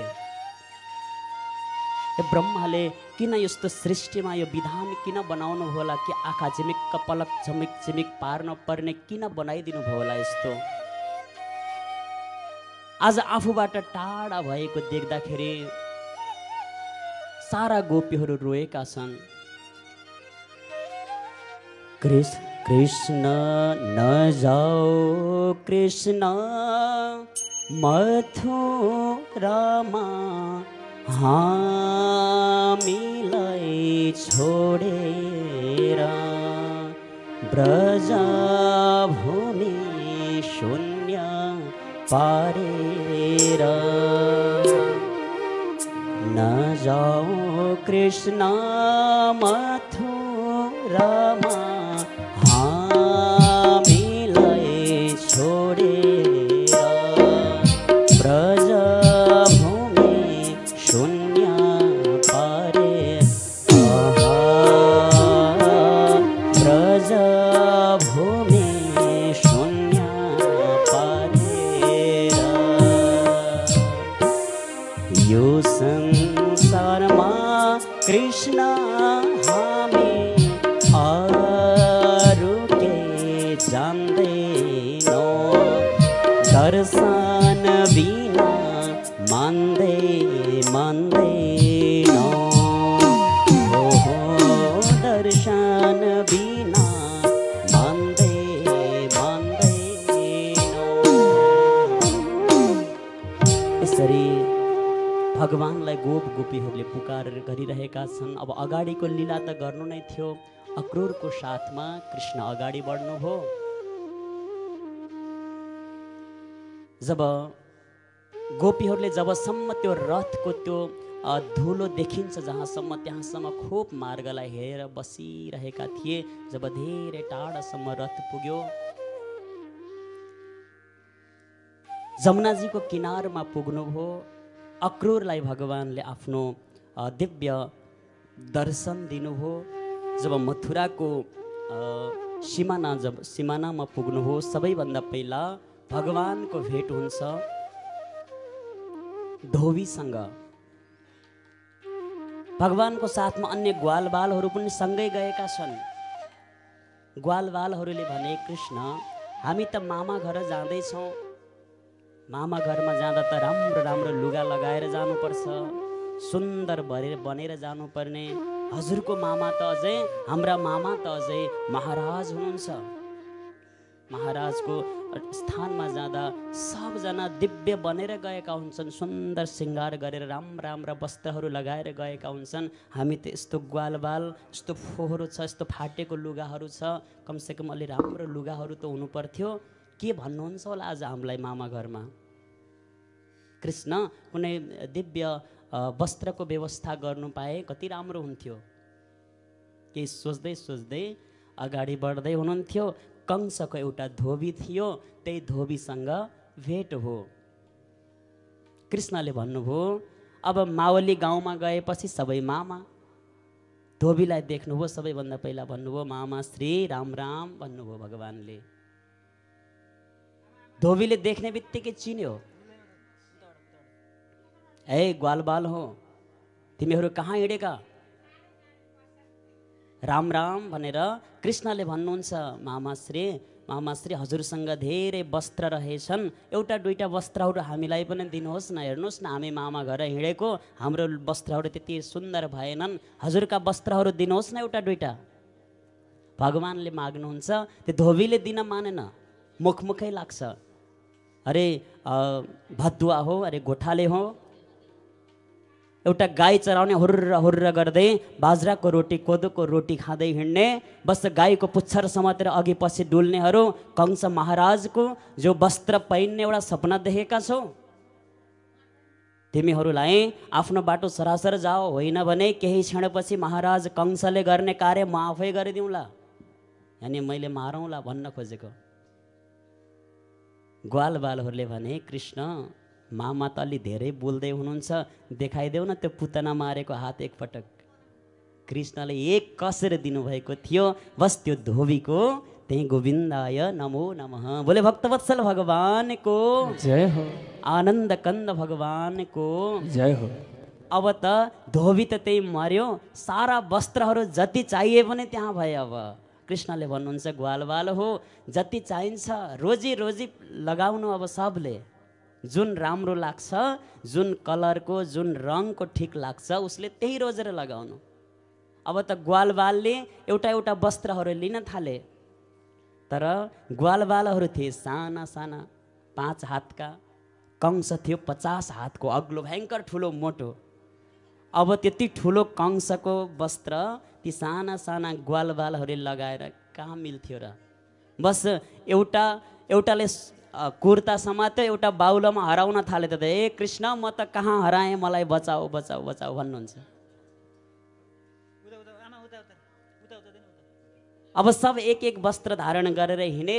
यस्तो भयो कि त्यो मार्गमा झाडु लगाउनै नपर्ने भयो। सब वस्त्रहरू लतारिएन, सब वस्त्र त्यो मार्ग सफा हुँदै घर्र लतार्दै वस्त्रहरू अगाडि बढ्दै थिए सबै ग्वालवालहरू। एकजना ग्वालवालले भने कृष्ण कपडा त राम्रै मिल्यो तर अलि फिटिङ भएन, अलि चिटिक्क मिलेको कपडा लगाउनु पो आनन्द हुन्छ र। फेरि अगाडि जाँदै थिए, एकजना दर्जीसँग भेट भयो। दर्जीलाई देख्ने बित्तिकै भगवानले भन्नुभयो मामा श्री राम राम राधे राधे भन्नुभयो। दर्जी बडा भक्त थियो। भगवानको त्यो राम राम सुन्ने बित्तिकै तुरुन्त दर्जीले गएर भगवानको चरणमा पर्यो, प्रभु म के सेवा गरौँ। भगवानले भन्नुभयो मामा हेर्नुहोस् न, हामी वस्त्र त प्राप्त भयो तर शरीरमा अलि राम्रोसँग मिलेन, बस हजुरले यसलाई फिटिङ गराइदिनु पर्यो। खुब प्रेमसँग सबैभन्दा पहिला त भगवानलाई नै लिन्छ, नजिकै बोलाउँछन्, अनि भगवानको कहिले यताबाट फर्काएर नाप लिन्छ, कहिले उताबाट फर्काएर नाप लिन्छ। बस भगवानको सान्निध्यता प्राप्त भएको छ जन्मौँ जन्मान्तरको त्यो पर्खाइपछि। बस कहिले यता फर्काएर लिन्छ, कहिले उता फर्काएर लिन्छ, घन्टौँसम्म त भगवानकै नाप लिँदा लिँदै ठिक्क भयो। भगवानले भन्नुभयो मामा श्री मेरो नाप मात्रै लिनुहुन्छ कि अलि कपडा तयारी पनि गरिदिनुहुन्छ, अरूलाई पनि ठिक बनाइदिनुहुन्छ। त ती दर्जीले सबैका कपडाहरूलाई तयारी बनाइदिए, फिटिङ गराइदिए। अब त सुन्दर महाराजले लगाउने कपडाहरू अब शरीरमा पनि बढिया तरिकाले फिटिङ भए। मस्तीमा ग्वालवालहरू रमाउँदै अगाडि बढिरहेका छन्। जाँदै गर्दा एकजना माली माला बेच्न बसेका रहेछन्। कंसकै दरबारमा नित्य माला लिएर जाने रहेछन्। माला तयारी गरेर उनै मालीसँग भेट भयो। बस मालीलाई पनि प्रणाम गर्नुभयो। मालीसँग माला माग्यो, मालीले दिए भगवानलाई। माला सबै ग्वालवालले माला पनि धारण गरे। अब अगाडि बढ्दैछन् अझै। अब त ड्रेस पनि राम्रो, पोसाक पनि राम्रो भयो, माला पनि भयो। अब एक चिजको कम रह्यो। अब ब्रजवासी ग्वालवालहरू जबसम्म निधारमा चन्दन हुँदैन, बढिया तिलक हुँदैन, तबसम्म आनन्द लाग्दैन अरे। कृष्ण अरू सब कुरा राम्रो भयो, अब चन्दनको कमी भयो। अब चन्दन लगाउनु पाए कति राम्रो हुन्थ्यो होला। सोच्दै सोच्दै अगाडि बढ्दै थिए। बस कुब्जा नाम गरेकी एउटी स्त्री कंसको दरबारमा नित्य चन्दन घोटेर लिएर जाने गर्दिरहेछन्। बस उस कुब्जाले चन्दन घोटे घिसेर बसिरहेकी थिइन्। भगवानले देख्नुभयो टाढैबाट। देख्ने बित्तिकै भन्नुहुन्छ अरे सुन्दरी सुन्दरी, बोलाउनु भयो प्रभुले। अब कुब्जालाई लाग्यो म त सुन्दरी छैन, म त राम्री छैन। अहिलेसम्म सबले यो कुब्जा, यो कोब्डी, यो नराम्री भनेर सबले हेला गर्ने गर्थे। उनले त सोचेनन् कि मलाई पनि कसैले सुन्दरी भनेर बोलायो होला भन्ने लागेन मनमा। 2 पटकसम्म बोलिनन्। तेस्रो पटकमा भगवानले भन्नुभयो अरे कंसको दरबारमा चन्दन लैजाने वाली सुन्दरी भनेर बोलाउनु भयो प्रभुले। अब त लाग्यो ओहो कंसको दरबारमा चन्दन लिएर जानेवाला त म आफै हो, कसले बोलाउँदैछ मलाई भनेर यसो फर्केर हेर्दाखेरि त साक्षात् भगवान। प्रभुले भन्नुभयो देवी तिमीले त चन्दन घिसिरहेकी रहेछौ, तयारी गर्दै रहेछौ, त्यो चन्दन हामीलाई पनि दिन मिल्छ भन्नुभयो प्रभुले। बस कुब्जाले अत्यन्त गदगद भएर बस आज आफ्नै हातले भगवानलाई चन्दन लगाइदिन्छन्, सारा ग्वालवालहरूलाई चन्दन लगाइदिन्छन्। भगवान पनि अति प्रसन्न हुनुभयो। तुरुन्तै भगवानले भन्नुहुन्छ, देवी तिमीले हामीलाई केही प्राप्त गरे, हामीलाई केही दिएकी छौ भने पनि अब हामीलाई यदि कसैले केही अर्पण गर्छ भने त्यो भक्तको मनोवाञ्छित सङ्कल्प हामी पूर्ण नगरिकन बस्न सक्दैनौँ। तिम्रो मनमा के इच्छा छ? कुब्जाले भन्छ, प्रभु मलाई कुनै इच्छा छैन, बस हजुरको दर्शन प्राप्त गरेँ। आज जीवनमा हजुरलाई मैले आफूले घिसेको चन्दन लगाउने अवसर प्राप्त गरेँ। अब मलाई केही हजुरलाई पाएपछि अब कुनै चिज पाउन बाँकी छैन भन्छन् कुब्जाले। तर भगवानले यसै छोड्नुहुन्न। अत्यन्त 3 ठाउँमा कुप्री परेकी थिइन्। तुरुन्त भगवानले कुब्जाको एक हातले माथि कपालमा समात्नुभयो, एउटा हातले यहाँ चिउडोमा समात्नुभयो, खुट्टाले तलको खुट्टाको औँलामा टेक्नुभयो। एक झट्का दिनुभएको थियो, सिधा सर्वाङ्ग सुन्दरी बनिन् त्यो कुब्री, ती कुब्जा। बोले भक्तवत्सल भगवानको जय। अब यसरी सब चन्दन पनि भयो, माला पनि भयो, पोसाक पनि भयो, सब तयारी भइसकेपछि अब अगाडि बढिरहनु भएको छ भगवान ग्वालवालहरूको साथमा। जाँदा जाँदै जहाँ कंसले धनुष राखेको थियो त्यो ठाउँमा पुग्नुभयो। त्यहाँ धनुषको रक्षाका लागि जो रक्षकहरू राखेको थियो भगवानले तिनीहरूलाई पनि मारिदिनु भयो, धनुष भङ्ग गरिदिनु भयो, तोडिदिनु भयो, भाँचिदिनु भयो। सारा मथुरा मण्डलमा त्यो शब्द फैलियो, कंससँग पनि त्यो शब्द पुग्यो। नारदजीले पहिले भन्नुभएको थियो, नारद शिवजीले पहिले कंसलाई भन्नुभएको थियो, हे कंस यो धनुषलाई सम्हालेर राख्नु। 1 नम्बरमा यो धनुष कसैले तोड्ने छैन, तोड्न सक्दैन, यसलाई कसैले तोड्ने छैन। यदि कसैले यसलाई तोड्यो भने तिमीलाई छोड्ने छैन, त्यसैले मार्नेछ। बस धनुष भाँचिएको जब शब्द कंसको कानमा पुग्यो, कंस अत्यन्त भयभीत हुन थाल्यो, आफ्ना अनुचरहरूलाई पठाउन थाल्यो। अरे अरे के को आवाज आइरहेको छ, धनुष भाँचिए जस्तो छ, को आयो गएर हेर। भगवान अगाडि बढ्दै जाँदै हुनुहुन्छ। गेटको अगाडि चाँडुर र मुष्टिक नाम गरेका 2वटा कंसका सेनाहरू रहेछन्। बस तिनीहरूलाई पनि भगवानले वध गरिदिनु हो। सब दैत्यहरूलाई दुष्टहरूलाई मार्दै भगवान श्री कृष्ण कंसको त्यो दरबारमा पुग्नुभयो। सिधा गएर कंसको चुल्ठो समातेर अनि भन्नुहुन्छ, हे कंस, हे दुष्ट, हेर चुल्ठो समातेर घुमाउँदाखेरि तान्दाखेरिको पीडा कस्तो हुँदो रहेछ। विवाहको माङ्गलिक दिनमा तैँले मेरी आमालाई चुल्ठो समातेर घिसारेको थिइस्, मार्न थालेको थिइस्, त्यो पीडा कस्तो हुँदो रहेछ अब अनुभव गर। भगवानले 7 पटकसम्म घुमाउनु भयो र जब पछार्नुहुन्छ आफू हात्तीको दाँत लिएर जानुभएको थियो, त्यो हात्तीको दाँतले भगवानले कंसलाई प्रहार गर्नुभयो। कंस पर्यो तल, भगवान पर्नुभयो माथि। यत्तिकैमा कंसको गोविन्दाय नमो नमः बोले भक्तवत्सल भगवानको, कृष्ण कन्हैयालालको हरे। अब त सब भक्तहरूले, सब ग्वालवालहरूले सबले भगवानको जय जयकार गर्न थाले। हे कृष्ण तिमीले कंस मार्यो र पुके चाल हुन्थ्यो न त। हे कृष्ण तिमीले कंस मार्यो र पुके चाल हुन्थ्यो न त। हे कृष्ण तिमीले कंस मार्यो र पुके चाल हुन्थ्यो न त।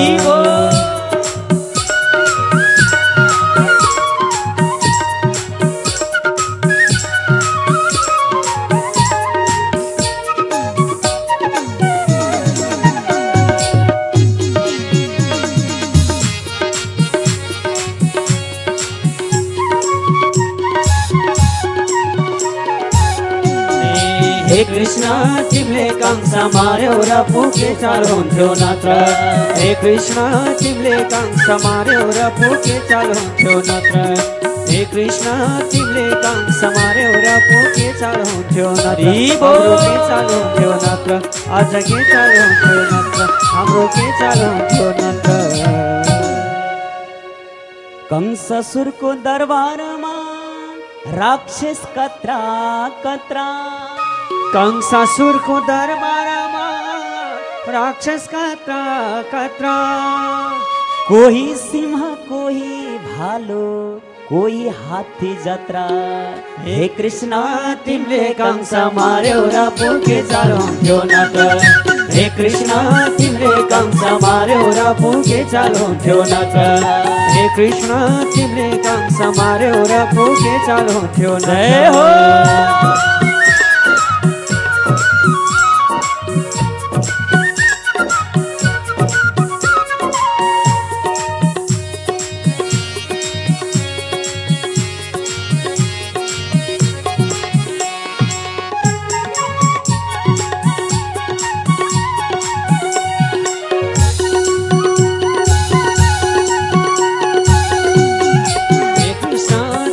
कंस मार्यौ र पो के चाल हुन्थ्यो नत्र हे कृष्ण तिमीले कंस मार्यौ र पो के चाल हुन्थ्यो नत्र हे कृष्ण तिमीले कंस मार्यौ र पो के चाल हुन्थ्यो नत्र हाम्रो के चाल हुन्थ्यो नत्र आज के चाल हुन्थ्यो नत्र।